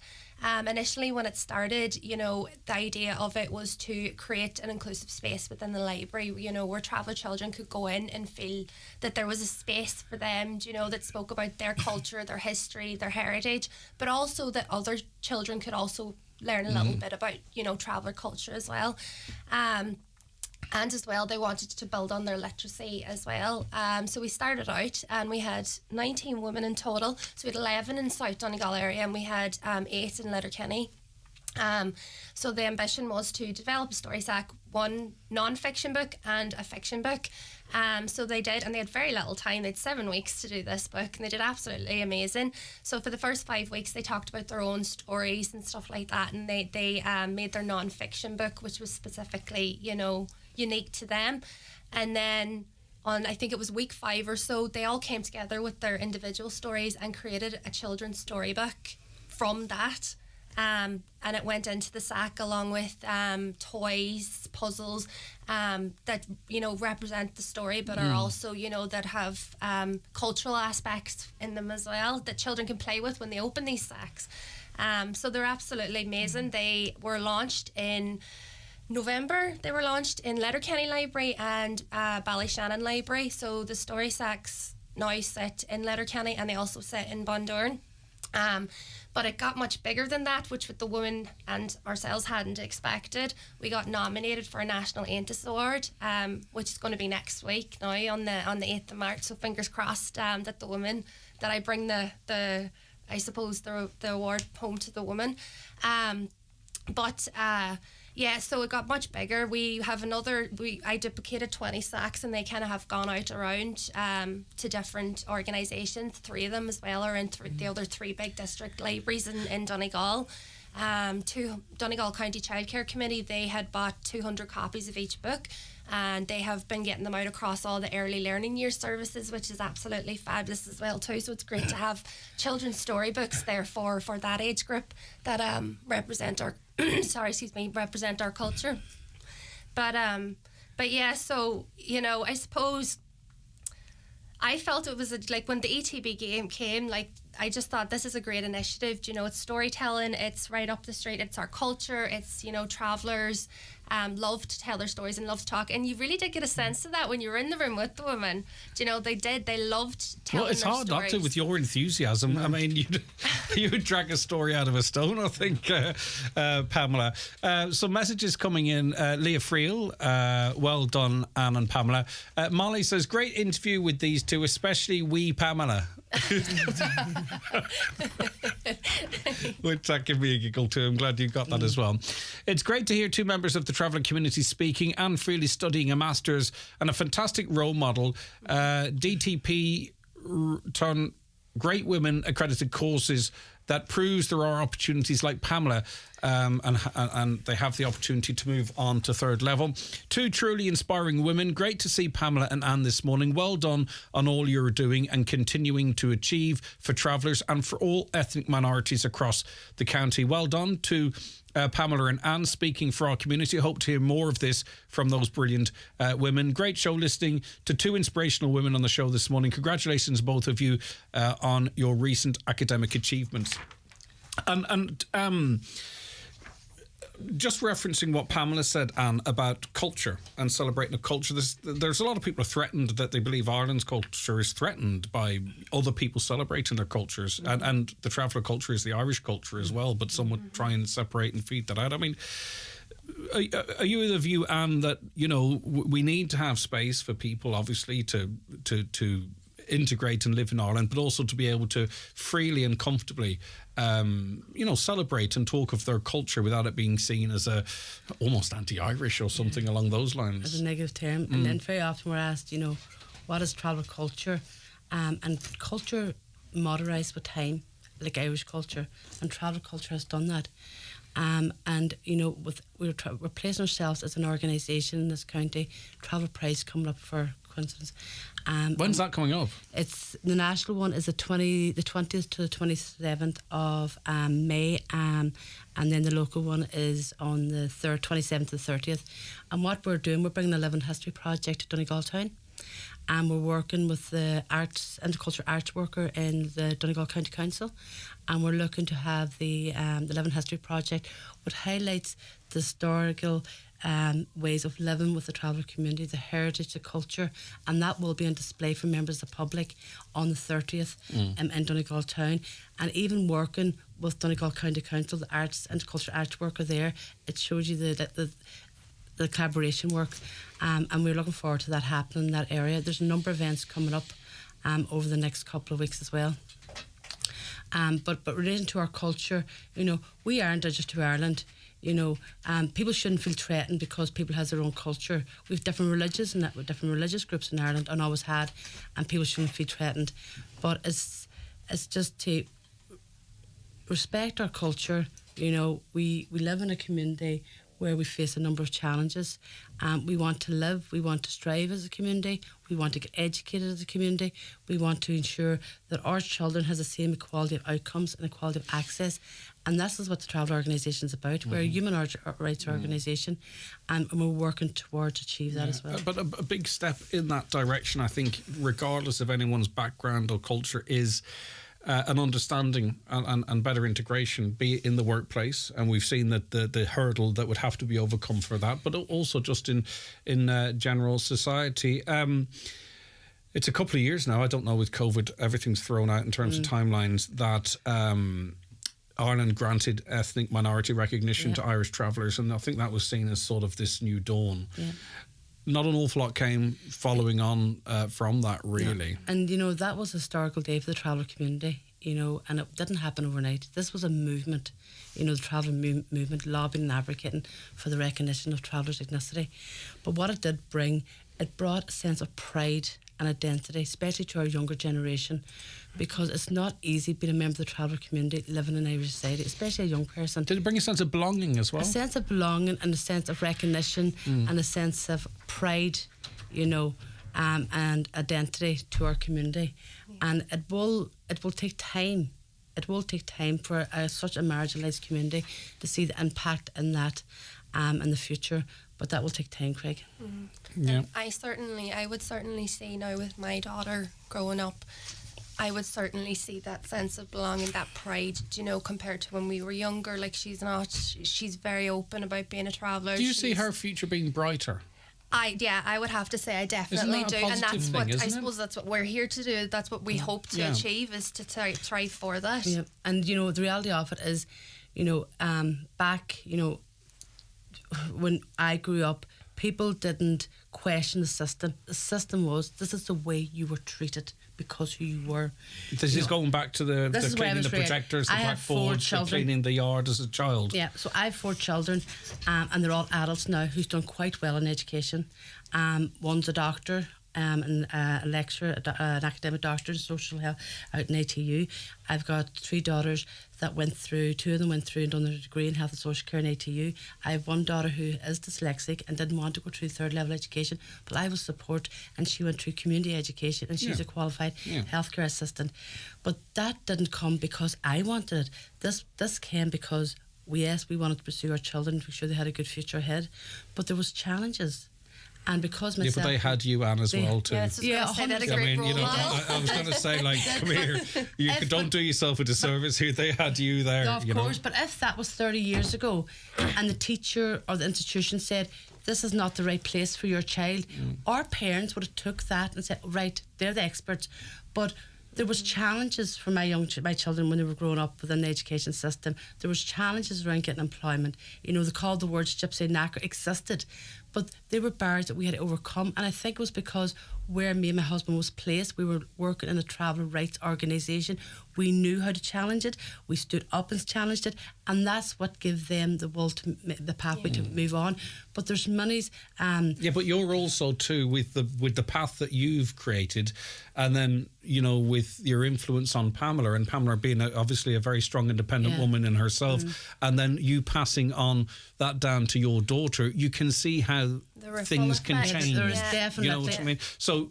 But there's challenges. There's a link between what, of course, there is. But you challenging that system with your husband is hopefully directly or indirectly leading to a more positive future for Pamela's daughter. So we can change things. It's really what I'm saying. I know I know that really, if there's institutionalized biases against the travelling community, you can't always fight them, and you don't want to spend your life fighting them. And I think that's the point you're making. But you did, and maybe that's what will change things going you have forward. to, and that's what when you look at the organisation we work with, we're there to about improving and working with services and working with institutions to ensure that the traveller have equal access, but not just equal access, equal outcome.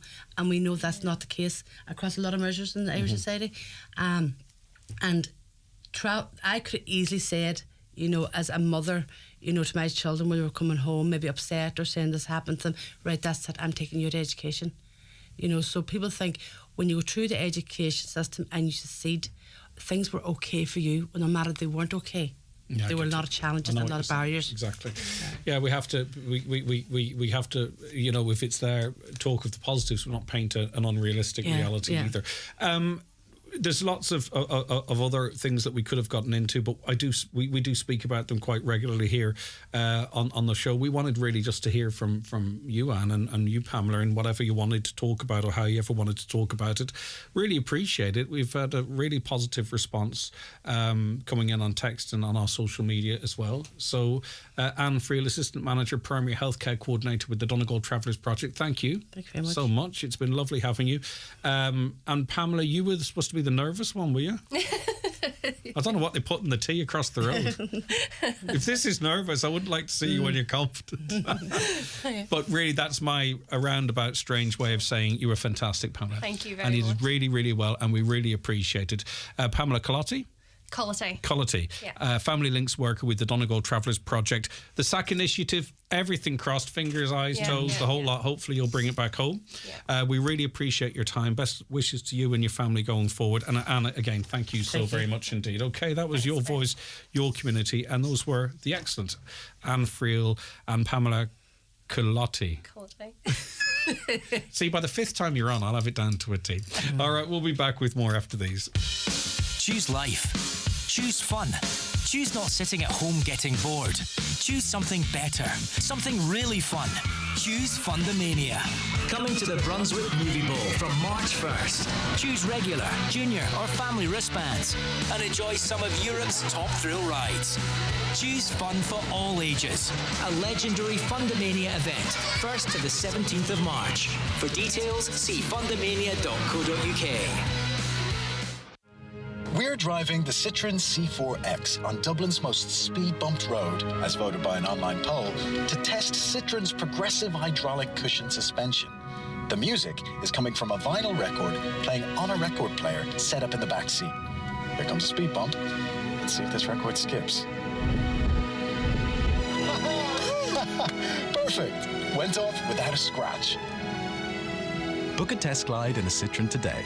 Visit citroen.ie. Nutrius Milk Replacer range, which includes NutriStart and NutriStart Plus, offers the best start to your calves this spring season. With 23% and 25% crude proteins, ideal for calf to beef and heifers rearing systems. Give your calves the best possible start. Available in your local Homeland store. Visit nutrius.ie for full nutritional information. Looking for that Brooks experience? Try the new range at bmcsports.ie. New Ghost Max, Glycerin 21, or the Adrenaline GTS 23. Step into our safe size experience so we can fit the best trainer for your foot. Let us make your trainer experience the best it can be. Brian McCormick Sports, Main Street, Letterkenny. Donegal Donegal's newest and largest live music and cocktail venue is coming soon to Ballybofey. This March, come and experience Gallon's Bar, featuring 18 screens, 12 live music acts weekly, 4 bars across 2 floors, including 2 cocktail bars, a wine bar and a rooftop beer garden. Gallon's Bar, Ballybofey, something for everyone. Strictly over 21's venue. Follow on Instagram, Gallon's Bar, for more details, competitions and the reveal of our official opening date. Donegal ETB's Further Education and Training Fair is on this Wednesday and Thursday in the Radisson Blue Hotel, Letterkenny. Wednesday evening from 7 to 9 is aimed at Leaving Cert students, their parents and those in employment looking to upskill, with talks on courses and apprenticeships. Thursday the 29th from 10 a.m. to 2 p.m. is for anyone interested in full and part-time education or training opportunities. This free event is perfect for finding out about the various options offered by Donegal Education and Training Board across the county. Highland Radio weather updates brought to you by Grant. Building a new home? Choose Grant's A++ rated Airona air-to-water heat pump and Uflex underfloor heating. Visit grant.ie. Okie doke, today will be cold and sunny, with sunny spells and showers of rain or hail with a chance of thunder. Highest temperatures today, 5 to 7 degrees with moderate, fresh, gusty west to southwest winds. It is the 9 till noon show here in Highland Radio, and we've another hour to come to keep you informed and entertained, so stay right where you are. We have to take this quick break because I didn't want to interrupt my chat with Pamela and Anne, so we have a quick break ahead of the news headlines at 11. Choose life. Choose fun. Choose not sitting at home getting bored. Choose something better. Something really fun. Choose Fundamania. Coming to the Brunswick Movie Bowl from March 1st. Choose regular, junior or family wristbands and enjoy some of Europe's top thrill rides. Choose fun for all ages. A legendary Fundamania event, 1st to the 17th of March. For details, see fundamania.co.uk. If you aren't quite ready to drive a full EV, you'll be going in the right direction with the Mazda CX-5. This SUV comes with fuel-saving Mazda M hybrid technology and a 6-year warranty you'll find across the entire Mazda range. Test drive the 241 Mazda range at McGinley Motors Mazda, Letterkenny. Mazda, crafted in Japan. Make more meals for less with Dunnes Stores, where you'll save on the aisle with ingredients for a vibrant salmon teriyaki bowl. Step 1. Pick up a 2-pack of salmon darns, just €4. Step 2. Marinate, then sear in a hot pan. Step 3. Steam your broccoli and cut a 69-cent avocado. Step 4. Serve over basmati rice, just 65 cents for 250 grams. Then save at the till with our 5 off 25 grocery vouchers. Dunnes Stores. Always better value.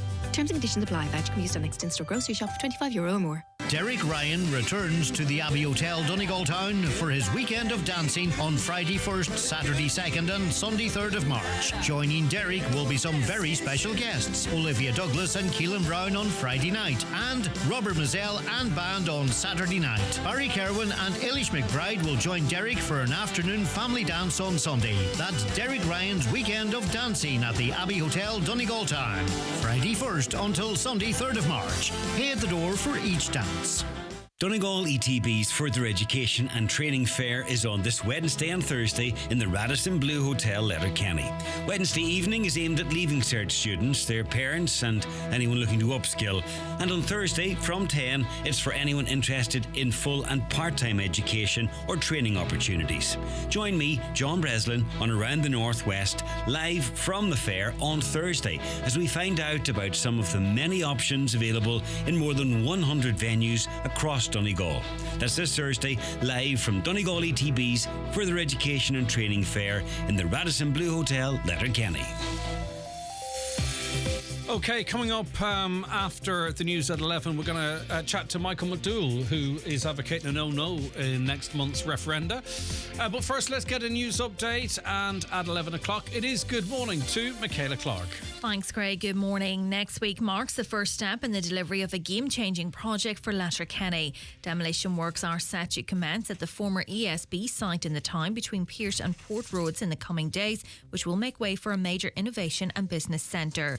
Once demolition and site clearance works are completed, construction of the Alpha Innovation Centre and Beta Business Centre will begin. A Midlands North West MEP says working through the hacking of his ex account by a former parliamentary assistant has had an adverse impact on his health. 34-year-old Jeremy Hayes from Dublin was convicted in a Belgian court after admitting to posting a picture of then Green Party candidate Saoirse McHugh from Midlands North West MEP Luke Ming Flanagan's account in September 2020. A man has been arrested in connection with an attempted murder in Derry last month. Shots were fired through the window of a house on Artkill Road in the Ardmore area at around 9:15 p.m. on January the 6th, narrowly avoiding a man who was in the house at the time. The man, aged in his 60s, was arrested in the city this morning. The Department of Foreign Affairs is to continue an investigation into a potential cybersecurity breach. It says it was notified by the National Cybersecurity Centre on Tuesday evening of an incident involving its systems. As of now, the department says there's no evidence claims from a hacking group that it compromised data are authentic. The Irish Red Cross's Creaslough Fund still has a balance of over €140,000. The charity says the money has been earmarked for a legacy community project. The Red Cross will meet the Creaslough community in the coming weeks to determine exactly how it will be spent. And an Inishowen councillor says while there is light at the end of the tunnel in the campaign for the restoration of services at Riverwalk House in Carndonagh, the campaign for services at Milltown House has been hit with another problem with confirmation of the presence of defective blocks. At this week's meeting of the Regional Health Forum West, Councillor Albert Doherty was told a structural engineer's report has identified low levels of mica which might be addressed in the short term by a re-render of the outer leaf and the demolition of a small extension. Those are the latest headlines. We'll be back with an update again at 12 noon. Michaela, thank you.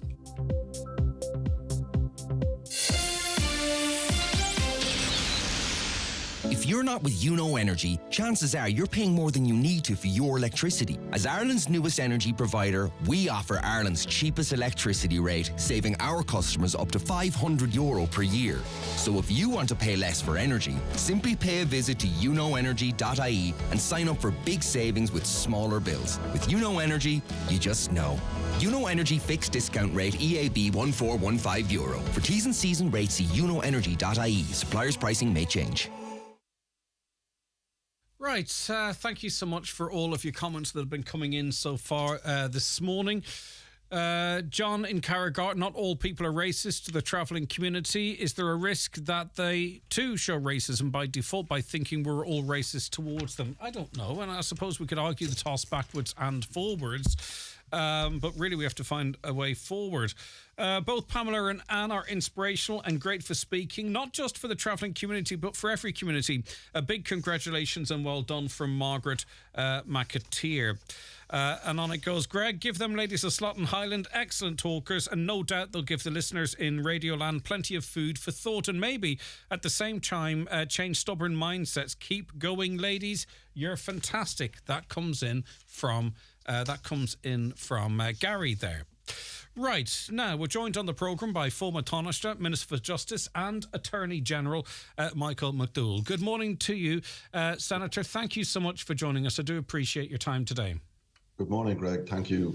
Right, okay, so I suppose privately and amongst your friends and what have you, you could have sort of gone, right, I'm going no with these two referenda. Why did you feel it important to use, I suppose, your platform to come out so strongly in favour of a no?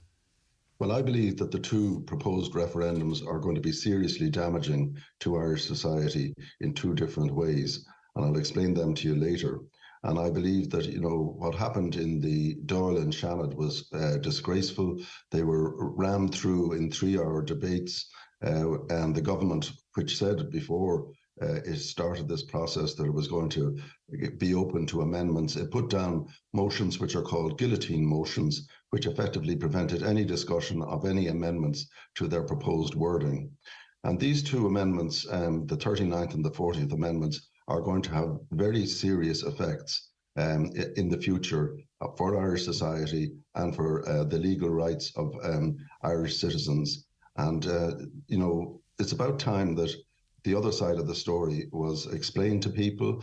I believe that, and it's my experience in Dublin, and I don't know whether it would be your view of Donegal, but the vast majority of people who are left in a state of complete confusion. They don't know what the purpose of these referendums is, and that hasn't been properly explained to them. They've had vague signs put up saying, vote yes, family and care. They don't know what is exactly being proposed, and they don't know the very serious damage that acceptance of these amendments will make. Yeah, and I think from my perspective, we didn't just try, we actually did have a debate, but because there are two, as much as I tried to sort of say, right, let's deal with the family amendment first and then the care second, there was a crossover, and it can be really difficult with the best will in the world to actually articulate because they're both being jumbled in, and even the greatest minds I've heard confuse one with the other. So what is, can I just ask before we get into it, if these had been worded better or more satisfactory to you, or with certain amendments or clarifications, could you have quite easily been swayed to a yes without getting into the nuts and bolts of that? Is this about the wording or the vagueness of it, or? No, it goes deeper than that, Greg. Obviously, the failure of the government to accept amendments to the wording has worsened the situation considerably. But I mean, at the heart of the 39th Amendment is a proposal that that families in future, for constitutional purposes, will be relationships either based on matrimony or other durable relationships. But when it came to the Oireachtas, we said, well, let us decide what the durable relationships that will or will not amount to a family in future by law. And the government said, no, we're leaving it to the courts. And one of the problems with that, Greg, is that the courts only decide cases that come before them. And that's where there are disputes between parties. People don't go into court and get consent orders. And what you're faced with here is that the meaning of the term other durable relationships falls now, if these referendum proposals are accepted, to be decided in hard-fought cases between people who are or are not affected by them. But Senator, is it not clear really that a durable relationship is, a long-lasting committed relationship? Well, we don't really kind of have that already established. You might think that, but curiously, the chair of the referendum commission and indeed Minister Roderick O'Gorman said that the duration of the relationship is not the feature; it's the nature of the relationship. And therefore, if two people for instance, in one case, they're suggesting that a mother and her single child will be a durable relationship. And that's easy to understand. But if two people get together at the moment and they are living together, cohabiting together, they may or may not, in the end, have rights against each other under the 2010 cohabitants legislation. And they can opt out of that. They can, if they wish to, they can opt out of having any obligations towards each other under Section 202 of that Act. But if you say, well, durable relations it now gives rise to family status and family obligations, that will no longer be the case. You won't be able to opt out of important things such as do each of the parties to the relationship share in each other's property if it breaks up. To take a simple, maybe an emotional example, a farmer having a relationship with somebody does or does not. What about just in relation to that? Say, for instance, I'm currently in a durable relationship and either partner has an affair, and that affair lasts for 3 or 4 years or whatever it might be. Yeah. Maybe there could be the other person involved might have a couple of children, and they might only see them at weekends, but all intents and purposes, that is, could be seen as a durable relationship. Does this create a scenario whereby an individual theoretically could be in two durable relationships, and those two durable relationships could be tested as to which is the most durable or which is the actual durable? But that's the whole point. If you're going to say that a man could be, for instance, in two of those durable relationships at the same time, then you ask yourself, is it possible to be a partner in two families at the same time? And can you have obligations under the Constitution and rights under the Constitution as a male partner, say, in two families at the same time? All of this has been left up in the air. And when does that family cease? Is it replaced by another? Or okay, I don't want to sound like I'm arguing for a no here, but I'm simply asking questions that for me aren't answered. Now you're asking very fair questions, Greg.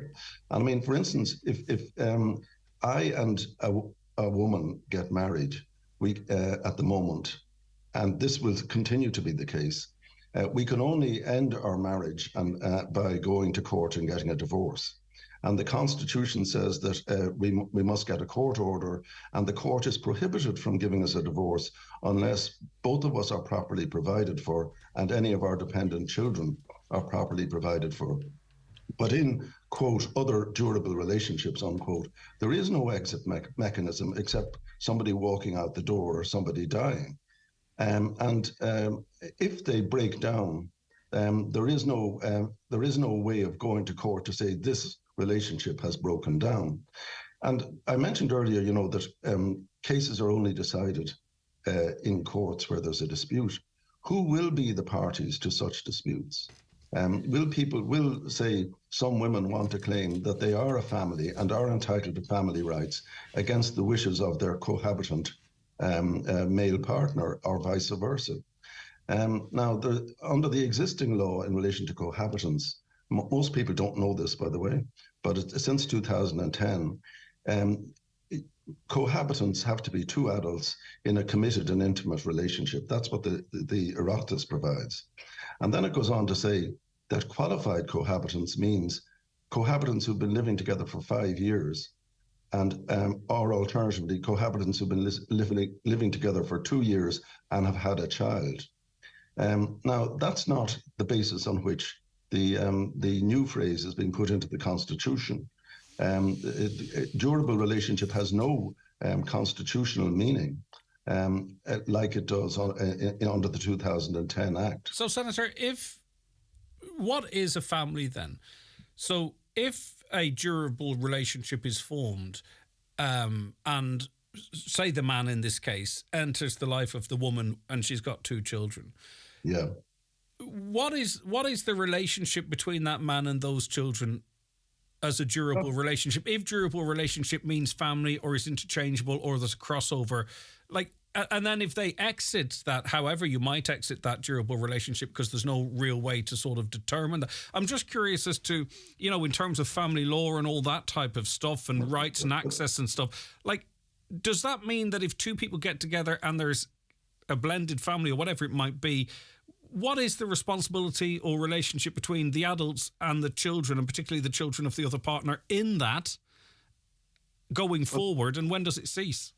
Well, that's the whole question, and that's why the Lawyers for No Group, by the way, are launching a very detailed document analysing those precise issues. I mean, for instance, if there's a single mother with a child or 2 children and a man moves in with her, if she's regarded as a family under the new arrangement, is there a second family, or is it a different family when the man joins it and has a durable relationship of, say, 2 years with her? If he has a further child with her and then goes off and forms a durable relationship with a third party or gets married to a third party, what happens to the original family? Does it still exist?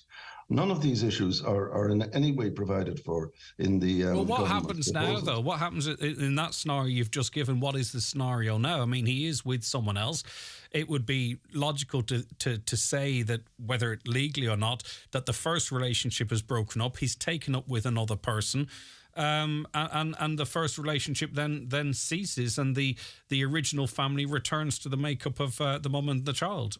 Well, I mean, for instance, at the moment, people can cohabit, and if you have a child by virtue of your cohabitation, you may be liable to provide maintenance for that child. You may, if you want to have such an arrangement, agree with your cohabitant that you will or will not be liable to maintain the other party to the arrangement if it breaks up. Senator, is it not always the case, though, and my word, never have we had a situation whereby one party in this call knows more than another, but, we put the legislation in. It's not necessarily perfect. It's always potentially going to be open to challenge and interpretation. Is this not why we have our courts and why we have the Oireachtas, and we have very clever and intelligent people in both to determine all of this through the process? So in other words, this recognises that families are different now. And people might say, why recognise it? We might return to more traditional families into the future. Let's not change the constitution. But it does account for the fact that we are a changed society. There's lots of different relationships out there. It recognises it. And it is the job of the Houses of the Oireachtas and the courts now to make sense of this all for us. And this is just the norm. Well, I would agree with you that it's the job of the Oireachtas to decide these matters, but it isn't the job of the courts to make the fundamental law relating to cohabitation and to decide it in a series of case law decisions. And, that's precisely why in the Seanad we put forward an amendment saying, leave it to us to decide what is or is not a durable relationship. And we can tweak that, change it. We can, when court decisions come which we're unhappy with, we can amend the law by simply passing a bill. But what's happening here is that if the matter is given completely to the courts to decide and the Oireachtas is given no function, courts will hand down judgments, and the only way to amend the law, so to speak, or to amend the outcome of those decisions will be to have a further referendum. In relation to the, there's a couple of issues in relation to the second referendum. Firstly, in relation to the language, why would it be that we have it phrased in such a way that there's not an actual commitment on the state? We can try, and I mean then that's open to real interpretation as to whether we try or not. And then why is care not more broad in it? Why is it the focus of this part of the Constitution only for care within families? So in other words, the actual legislative care is in families, and in supporting that, the government is effectively seemingly saying into the future we'll try our best to support that, but strive's very open-ended. Well, the term strive, in fact, is deliberately put in there, as far as I can see, Greg, to ensure that nobody can go to court and say, help me, and get a court order saying, you must help me in caring for another member of my family. But the care amendment has two fundamental functions. Number one, it takes out the existing Article 41(2) of the Constitution, which obliges the state to support the decisions of women who want to work in the home rather than be forced by economic necessity to work outside the home. And that has consequences. That existing wording, Greg, was the basis of the Murphy tax decision. And the Murphy tax decision was one where the Supreme Court said to the Oireachtas, you can't have income tax laws which discriminate unfairly against people who are married compared to people who are simply living together unmarried. So that's going to be taken out by the government. And it has consequences too, because there are a number of court decisions invoking that precise wording to say that when couples break up, the woman in the home who's parenting can't be obliged by her former partner to work outside the home if he has the resources to keep the situation in existence whereby she can continue to parent within the home. That's being taken out, and those are valuable provisions. Instead of that, they're bringing in a very vague-minded strive to assist carers, family carers. But I mean, my colleague in the Seanad, Tom Clonan, is a veteran disability campaigner, and he's wholly opposed to this. And he says, there are many carers there are many people in need of care. For instance, people who need independent living supports by the state, to which in respect of which the family is utterly irrelevant.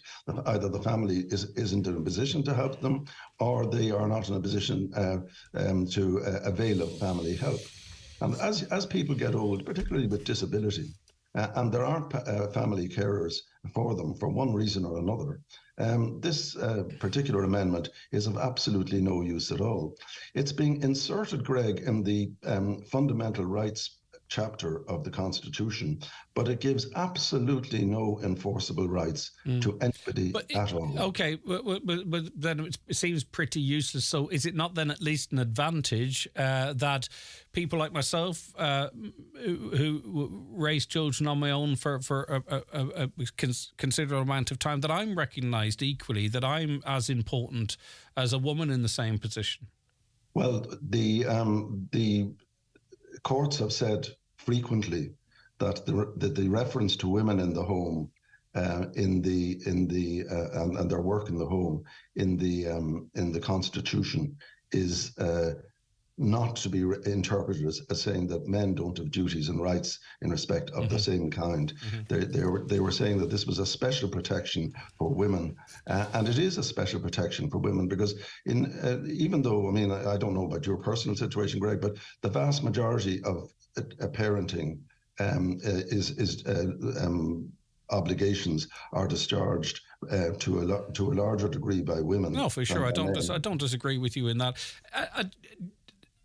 Just in relation to this, sometimes we get on things, words and phrases that I think is a bit of a distraction, and I'm not sure what your views are on a bit. Like, I'm hearing an argument about, a woman's place is in the home. It's not even in the Constitution. Yeah. But I mean, that was just effectively how some people perceived this part of the Constitution, and then it became just normal, familiar language. I don't think anyone truly believes that a woman's place is in the home is in the Constitution. Do you think it's a distraction us arguing about that, though? Ministers keep using this phrase. Yes, but it's this is to remove the language that women's place is in the home. Yeah, but we heard this long before the Constitution never said that, as you've just pointed out, Greg. Okay. And it's a lie, effectively, to keep repeating that. So you actually believe that phrase is being weaponised in favor to favouring? Yes. Okay, all right. It's weaponising a lie. And I mean, if you look at the Constitution, you'll find in Article 45 that there is a recognition of all citizens, men and women equally. This is the phrase it uses, to go out and earn their livelihoods and to provide for themselves in this way. So the suggestion that the Constitution confined women to the home is just a complete untruth. But did this part of the Constitution, again, correct me if I'm wrong, was it not used to, and there's many people listening to this who they don't have a pension or a very much reduced pension because of this part of the Constitution? No, well, the answer to that is no. And for instance, people are saying now, the marriage bar reflected this part of the Constitution to people working in the public service. That's another lie. The marriage bar existed from the 1880s right through the creation of an independent Irish state with its own constitution in 1922 and 1937 up to 1973. This provision has nothing whatsoever to do with that. It was a most unfair discrimination, but it didn't arise in the Constitution and wasn't justified by the terms of the Constitution. So finally, we heard from Sinn Féin that they will put these to the people again, even if it's a no. I'm not sure what the government's position is in relation to this. What is your position? Do you believe that these two parts of our Constitution do need to be looked at? Or if it's a no, would you prefer to say just leave it alone and you've made the arguments as to why? Yeah, I think the best, first of all, if you don't know, vote no. But going ahead... Yes, but you know, because it's so complex, Senator, that really effectively saying, including myself, vote no, because we're not going to all know the ins and outs of such a thing. It goes further than that. I mean, Sinn Féin said that they would re-amend this. Yes. But I mean, the Constitution isn't just a regulation or a statutory instrument or a statute. This is serious stuff, and if they don't agree with the wording, they should say no, and they should have opposed it in the Dáil, and they should have come up with their own wording, and they should have insisted on it, and they should have voted against the guillotine motion. They had all of these opportunities, but they didn't take them. And what we're faced with now is two amendments to the Constitution, which will do very serious damage. One to by loosening the definition of family to cover all sorts of situations which we don't know and which will be decided in future by the courts. And secondly, to take out Article 41(2) of the Constitution, which has been used to invalidate discriminatory income tax acts, which has been used by the courts to ensure that women get a fair deal, women in the home get a fair deal in alimony and maintenance payments. And we're being asked to take these out, just simply to put in place the so-called care referendum article, which in fact gives no rights to anybody. Okay, Senator Michael McDowell, thank you very much for your time. I do appreciate Thanks, it. Greg. All right, take care of yourself. That's Senator Michael McDowell, who is, of course, the former Tánaiste Minister for Justice and Attorney General. He's advocating a no-no. We've heard from people as well advocating a yes. We're trying to mix up to the yes-nos and the no-yeses. But as I say, in the round, we are giving all views. So keep listening to the show. We will have further debates where yes-no are on together at the same time. But we've had an opportunity for a yes on a couple of occasions to have their saying that's no there. And you know what? Debates are fine. But I think actually what I want to hear is,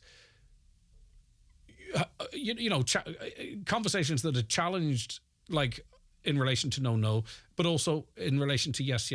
I think that's really helpful to have two people on at the same time arguing yes, no. I'm not sure that I actually really in this show should be more of a fan of debates, but I think debates are entertaining. I'm often not sure how. We're not shying away from debate, by the way. We will have them. They're entertaining, but I'm not sure how informative they are. Right, okay. Thanks to Senator McDowell there.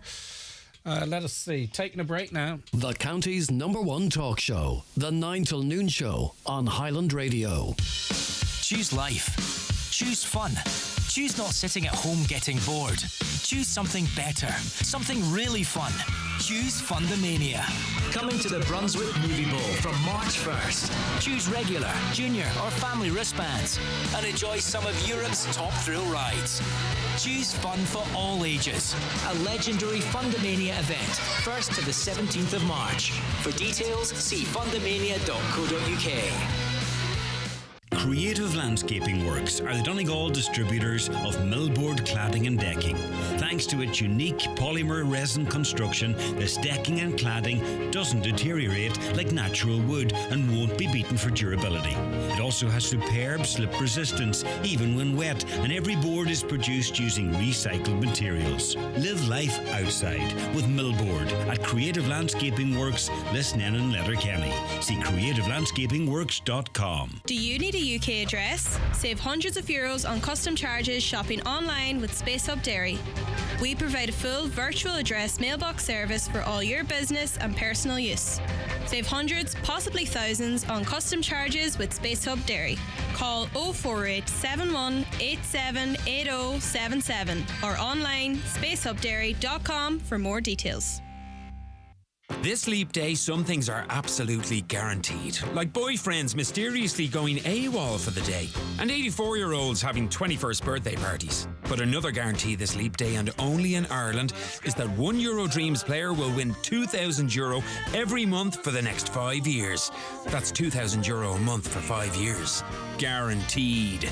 But only if you play Eurodreams on the 29th of February. The National Lottery. It could be you. Play responsibly, play for fun. Local Enterprise Week is back, and 2024 is all about inspiring you to be brave when starting, growing or scaling a business. Running from Monday the 4th to Friday the 8th of March, Local Enterprise Week is organised by Local Enterprise Office, Donegal, in association with their enterprise partners. During the week, over 20 events are taking place across Donegal. Booking is essential. To see the lineup of events and speakers and to book, visit localenterprise.ie/Donegal or call 9160 735. Choose life. Choose fun. Choose not sitting at home getting bored. Choose something better. Something really fun. Choose Fundamania. Coming to the Brunswick Movie Bowl from March 1st. Choose regular, junior or family wristbands and enjoy some of Europe's top thrill rides. Choose fun for all ages. A legendary Fundamania event, 1st to the 17th of March. For details, see fundamania.co.uk.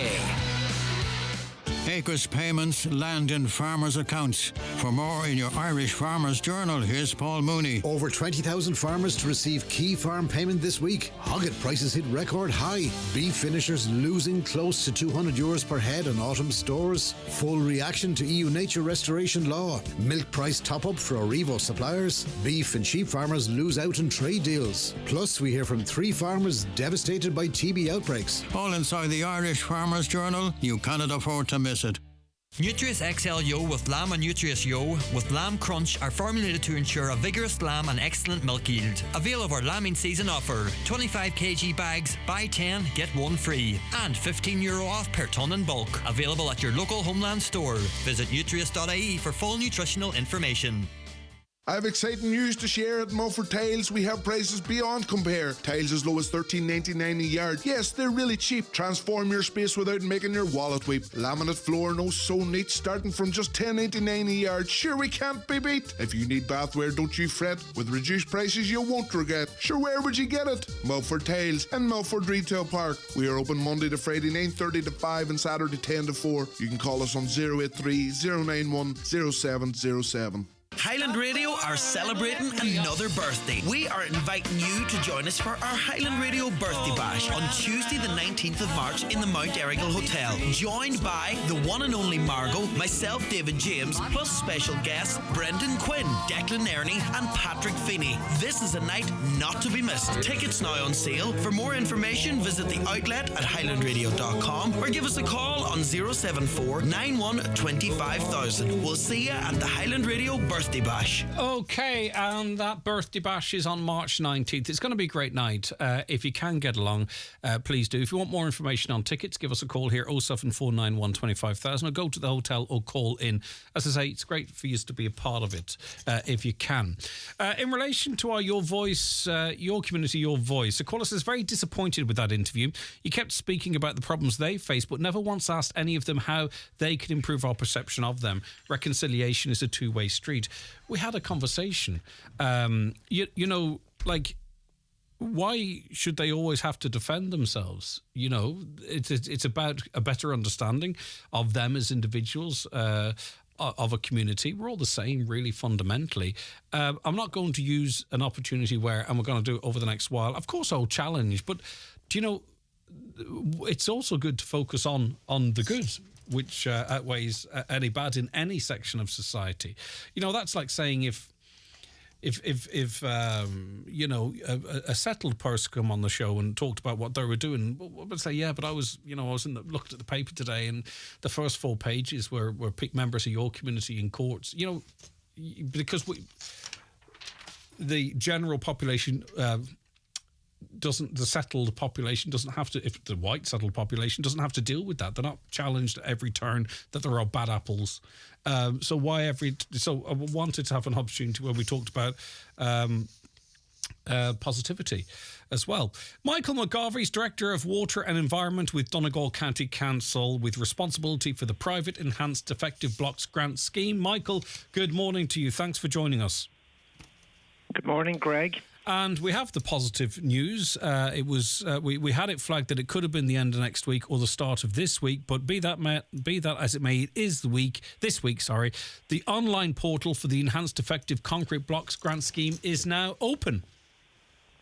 Yeah, I'm delighted to say, Greg, and thanks for having us on here. Look, in the first instance, I suppose would acknowledge here the people affected, but that the various bit of homeowners in the first instance, you know, it's a lot of trauma and uncertainty people are going through. So it is something that hopefully that this will help them in their journey, and that's in the first instance. I suppose then the homeowners representative groups, the competent building professionals and their contractors, the homeowners liaison officers, the elected members, and also the department. So and as well as that, maybe the staff and all. So just want to acknowledge that in the first. But we are delighted. Before we go on to the portal, because I want to ask you specifically about that. But the council's Defective Concrete Block Grant Office has been busy.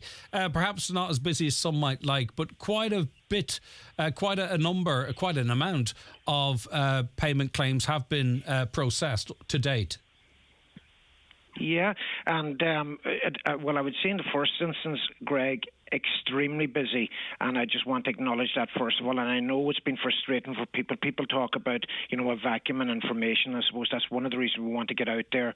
We've a press release out today as well, and we'd hopefully do more of that, communicating and getting that clarity. But they have been extremely busy, and I'd say right up until Christmas and in the weeks since then, right through last weekend, I can say the staff worked till 8 o'clock Friday evening, right through Saturday and Sunday and the last number of days. So very busy. But I would say, just as you said there, and since the scheme opened, that we've 21 million processed for 112 applicants, and we continue to do that and will continue.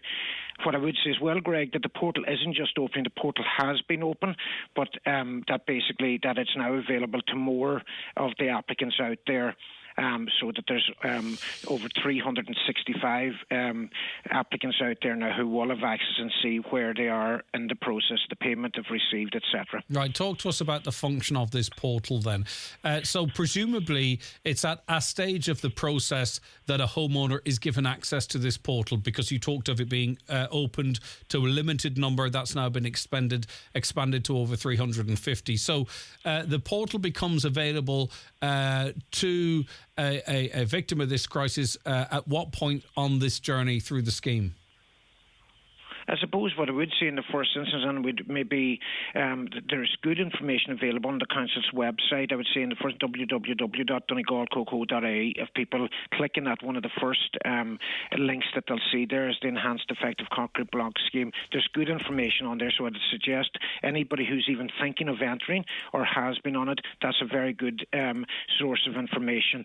And what people can do, if they're even thinking whether or not they want to register in the first instance, they can go on there and they can actually, the homeowners themselves can register and they get a username and a password, and after that then they can get information on what's available, and any applications they submit they can do it online through the portal, etc., and that's where they get messages back as to if there's further information or there's progress been made in their application.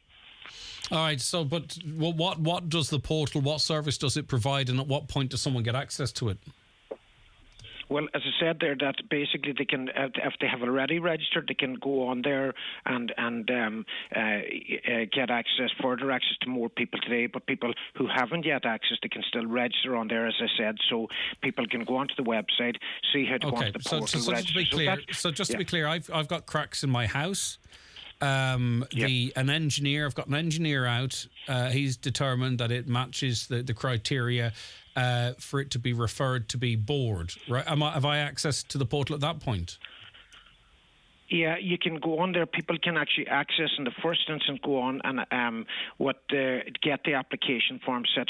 I would suggest if people, if they're just starting off, that to go to the www.donegalcoco website. Go on it, they'll get the information, but they'll also get information there of how to register on the portal. They'll get information then on the application forms, the steps that they follow, etc. When they complete those, how to actually upload them onto the system, and when there's updates then provided through the process. This is going to be, in some cases, a long process through the different steps. When they fill out their application, when they engage their competent building professional, they actually provide the BCA, then the report, the assessment, which is then submitted back on through the portal. That's referred, when it's validated, it's referred to the housing agency. They'll then get word back again through the portal, get messages there at what stage, whether it's been approved or not approved for meeting the minimum damage threshold, etc., and on so through the process. In terms of, receiving payments, be it rental, storage, a stage payment as part of the construction process, that's all done through the portal, and is it done timely, if that's correct?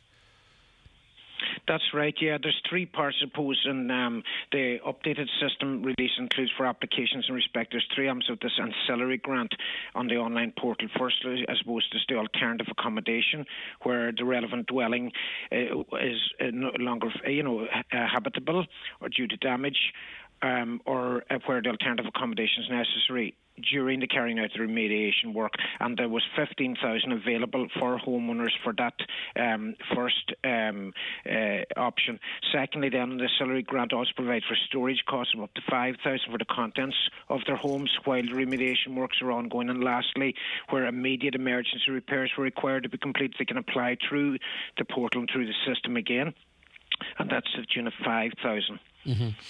And in terms of, say, for instance, an inquiry, so you know yourself, there's going to be certain scenarios, and we heard of one last week whereby someone had put a shed on the site and stored stuff in there, and they were wondering would the 5,000 cover the cost of the shed. I'm not asking you to respond to that individual case per se, but what I'm saying is that is there a human also that you can speak to if you need to appeal or clarify anything? If something is a little bit sort of outside of the simple.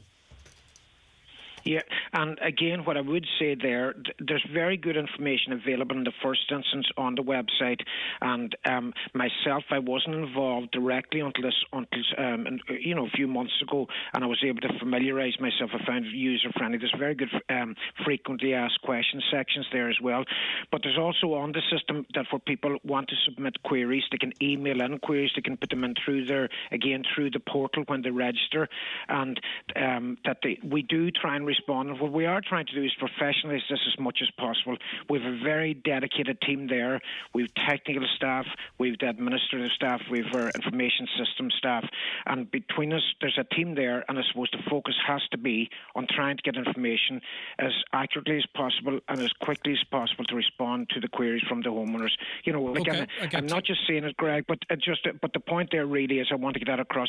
That's where our focus is and will be, and I suppose this system, yes, we'd like to have got some of this out sooner, but we're absolutely focused that we'll get the turnaround. So, Greg, to answer just your question again, emailing in the queries, going in through the portal in the first instance, we're looking at as turnaround times as quickly as we can. Okay. But there's also information on the website of when there's staff available to talk to applicants or the competent building professionals. That's what I was going to say. What do people do who maybe they have literacy issues, IT, they've got IT limitations, maybe they're older and can't do this process digitally? What support is there from the council for that group of people? Well, there is a group, and I would say, look at without a doubt, the council are there to help, but they will need to engage. If someone is concerned about their house or what they might do or what options, they do have to engage a competent building professional. They will be able to help them with a lot of the questions. In the first instance, I'm on about uploading. Important. I'm on about, say, you're doing that in terms of uploading to the portal, reading the writing that's there. Some might have an issue with, some might not even be able to open the lid of a laptop. What support is there for that group of people from the council to process their applications? Are you saying they need to get third-party support, or is the council going to support them? No, absolutely. The council is going to support them for sure. But I did say, and I think it's important to get that message across there. In the first instance, not in the first instance, there's information available there. We are able to deal with queries, and like you said, there are a lot of people do use emails, etc. And those that don't, we have staff that are available. The hours that they're available, the days they're available are on the website. I'm sorry to really start. Maybe my point's not being clear. There are people out there that can't access the internet. They can't read. They can't click the links. I'm looking at the page. It's incredibly detailed, but for them, that's gobbledygook. Is there any support for those people to say, look, I can't do this online. I even maybe struggle to read or what have you. Is there any support from the staff to support those people? Is there any support from the council to help them with the application process? Or do they have to seek that third-party help? No, Greg, and I'm sorry if I haven't got the point across correctly. I've already said there is, without a doubt, we have dedicated staff. We actually have telephone availability. Okay. There are dedicated, as well as that, Greg, what I would say that there's actually dedicated homeowners liaison officer available there, and they can be contacted, and they will sit with people, talk them through the process, and the council staff are available. Those details of when they're available, and they are on the website. So I'm sorry if I didn't get it across there. No, because that's I a very understand. important point. I do understand. That's good. In terms of those who are out money for quite some time that they're entitled to refunds on, does that include the testing costs? There could be people out 6, 7, 8 grand waiting on that money, or it could be other money to do with storage or temporary accommodation that they're waiting. Will this portal accelerate those refunds where people are entitled to them? Well, and look, we have been able to, and without a doubt, and we've heard it on your show and others as well, there's people they would have liked this portal to be available earlier so they could actually claim through the portal, and that's obviously what we're talking about here today. We have been and have processed payments in the last number of weeks and months, and that's been ongoing. As I said, there's 21 million processed so far outside of this, but we are continuing to process payments. What I would say now, that people can claim through, once they're registered, once they've approved grant amounts, etc., that they can register and claim those ancillary costs, accommodation, the immediate emergency repairs and storage costs. Brilliant. And I will mention there is a cohort of people out there who'd incurred engineers' expenses, quite considerable engineers' expenses, before they were approved under the old scheme. And I know that they are now being assessed through the new scheme by the housing agency, and that they, until they're approved, until their options approved, they have been able to recoup those costs. I do know that we're in engagement with the elected members, with the department to see how that can be actually expedited, and that's something we're working hard with the department on. Okay, Michael, I look forward to, as you see fit, or whatever, or in terms of inquiries, working with you to get as much information out there and support families out there through this platform as well as the other platforms at the council's expense. So we look forward to that. I know you're very fresh into the relatively fresh into the position, Michael. So we look forward to working together for the benefit of the families and those on this scheme going forward. Yeah, and we will then, before we finish off, please, just in case people think, oh, it's all very well seen this year, we are absolutely determined that we make it easier for people. We will work with them, and hopefully we'll continue to see those improvements in the coming weeks and months that does make it easier for people in this journey, which is very difficult for people. Thanks. And that includes the addition of more staff where needed and what have you. But thank you very much for that, Michael McGarvey, Director of Water and Environment with Donegal County Council. Choose life. Choose fun. Choose not sitting at home getting bored. Choose something better. Something really fun. Choose Fundamania. Coming to the Brunswick Movie Bowl from March 1st. Choose regular, junior or family wristbands and enjoy some of Europe's top thrill rides. Choose fun for all ages. A legendary Fundamania event, 1st to the 17th of March. For details, see fundamania.co.uk. I saw your Be Good baker running by again the other day, says I to old Mr. Brennan. Ah, yes, says he. I've never seen her stand still. And she's running rings around the rest of us with our Brennan's Be Good bread. Only 60 calories a slice. 60 calories, says I. That's just the whole meal, is it? No, says he, it's the whole meal, the whole grain and the white. 60 calories a slice and high in fibre, whatever way you slice it. That's why anything baked is better with Brennan's. Today's bread today. We're driving the Citroën C4X on Dublin's most speed-bumped road, as voted by an online poll, to test Citroën's progressive hydraulic cushion suspension. The music is coming from a vinyl record playing on a record player set up in the back seat. Here comes a speed bump. Let's see if this record skips. Perfect. Went off without a scratch. Book a test glide in a Citroën today. Visit citroen.ie. Just like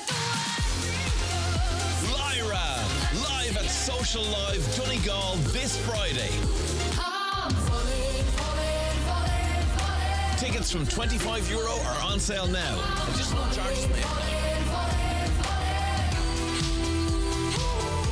See lyra.ie for full tour details. Don't miss Lyra. Live at Social Live Donegal this Friday. Tickets on sale now. Donegal ETB's Further Education and Training Fair is on this Wednesday and Thursday in the Radisson Blu Hotel, Letterkenny. Wednesday evening is aimed at Leaving Cert students, their parents and anyone looking to upskill. And on Thursday from 10, it's for anyone interested in full and part-time education or training opportunities. Join me, John Breslin, on Around the Northwest, live from the fair on Thursday, as we find out about some of the many options available in more than 100 venues across Donegal. That's this Thursday, live from Donegal ETB's Further Education and Training Fair in the Radisson Blu Hotel, Letterkenny. Highland Radio weather updates brought to you by Grant. Building a new home? Choose Grant's A++ rated Airona air-to-water heat pump and Uflex underfloor heating. Visit grant.ie. Okay, today will be cold with sunny spells and showers of rain or hail with a chance of thunder. Temperatures 5 to 7 degrees with moderate to fresh gusty west to southwest winds. Now, our competition winners today, they're heading up to Fundamania.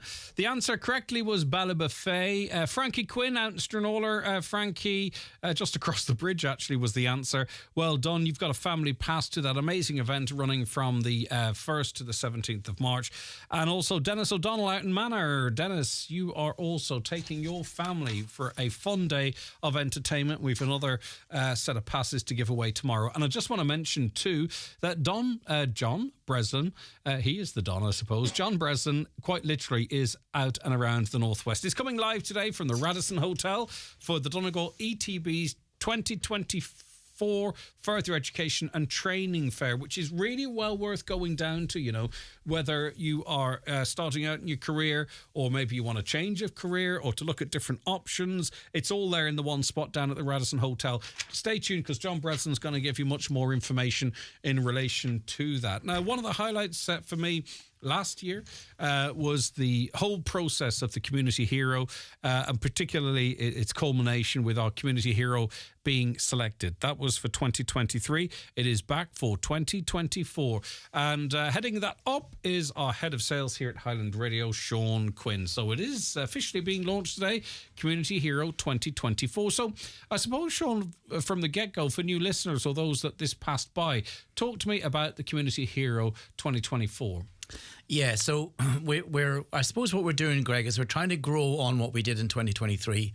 We had a nightmare in that room, remember, trying to pick a winner, because there was so many entries that were so deserving. So what we tried to do is we looked at it and said, how can we go and how can we award multiple people for the things that they do in the community? And again, we've been very fortunate, and we've got a generous listener who has donated some money towards this as well, and he's been very good to us over the last 12 months. And what he wanted to do also was to reward those people that they go beyond the call of duty. They make that extra call at night. They don't look at the clock. They are just part of the community to help people. So today what we're doing is we're asking people to nominate somebody that they feel goes beyond that call, who is part of the community. And what we'd love to do is we'd love to have 5 winners. And what we were going to do is we're going to give them €1,000 each to do what they want to do with it. Could be a holiday, could be a tank of oil, could be whatever it might be. Exactly. And this is not limited to, but this is to give an idea, people who work in the community tirelessly. Could be tidy towns, could be carers, could be volunteers in any other area. They're going the extra mile. That person's jumping out to you in your mind now as you're listening. But don't be confined by the suggestions you've heard from me or for Sean. This is open to interpretation. People work in their communities in all different ways, Sean. But as I say, I think as you mulled over the category, not the categories, but the suggestions there are names hopping into my head that are worthy of a nomination. Yeah. And that 1,000 could be going towards their cause. It could just be going towards them. That's up to them. We're not worried about that. Or that's up to them. But this is about recognising 5 individuals right across our region here. Yeah, and you know, it's a great opportunity to. It could be that somebody's using their own petrol money to go and visit people in the nighttime. That there's every person has an opportunity to vote for that person now, because there's 5 people that are going to be rewarded And it's a nice thing to do in a nice time of year. A public thanks, and the prize is a lovely bonus. But this is about recognising people. Yeah, and we're going to make it really simple because last year we got a lot of letters and we got emails and outlining why that person should win. We want that again this year. And in your words, why do you think they should win? And what we'll do is we have a panel of judges who will sit down, deliberate, and come up what we hope will be the best 5 that will. And it's not a writing competition. No, absolutely So not. don't worry about that. In as simple as you want, but as much detail is better as well. Tell us why you want to nominate someone. As I say, it's not. We're not basing the show on, I'm correcting, I'm saying it's about the person and their qualities, not how that's articulated. The more detail, the better, of course. But I don't want anyone to be put off thinking, oh, well, I'm not a great. It's not about that. It's not a writing competition. It's about, in your own heartfelt words, why this person is special to you. 5 people will be honoured, and each of them then will also receive a gift of €1,000 each, thanks to a generous listener who wants to work with us in what we're doing and support what we're doing here as well. How do you go about nominating someone? So we've talked a little bit about how you can write a letter, you can do an email. Sean, take it. Yeah. So if you want to do it via email, it's the email address is hero@highlandradio.com. Or if you want to write to us, and feel free to do that as well.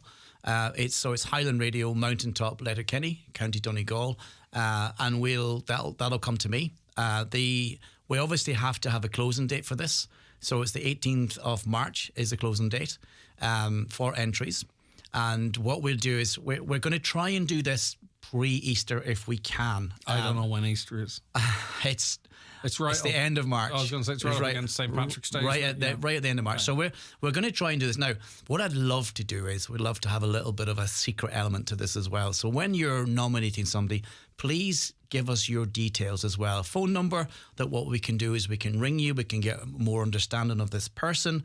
And if they're lucky enough. Absolutely. If they're lucky enough, what we can do then is we can work with that person to try and give them a surprise of Easter. And if somebody lands and you're in a coffee shop or in your work, and we'll have a check for €1,000, isn't that a lovely thing to do, isn't it? And an Easter egg? Well, we might throw an Easter egg in there too. Some leftover shamrock. You heard it live now. Greg is going to donate Easter eggs for everybody. All right, okay, so listen, it really couldn't be any simpler, and the more we explain, we could be at risk of complicating it. Not you, Sean, me. It couldn't be simpler. You know that person in your life who works really hard in the community and for others. They go that extra mile, as Sean said, for neighbours and friends or for the community as a whole. 5 of them will be selected and honoured as community heroes, and each will be gifted €1,000. If we can sort of jazz it up a little bit and surprise them all, well and good. So include who they are and also a little contact detail for you. The closing date's the 18th of March. We'd love to get it all done in the last week of March as well, because what a lovely way to head into that Easter break. More information at highlandradio.com. Yeah. But it's very simple. Email name, address and reason why, and your contact details to hero@highlandradio.com. We'll post your nomination to Highland Radio, Mountaintop, Letterkenny, County Donegal. We'll get it. Absolutely. All right, Sean, thank you so very much indeed. Pleasure. We'll mention that again in the not too distant future, and we've loads of exciting wee things that we're going to be announcing over the next wee while. But I'm going to depart now. Thanks to Caroline and Shannon working on the show. Caroline researching and producing. We're back with you tomorrow morning at 9 with the Friday panel, and John Breslin's live from the Radisson after the news and obituary.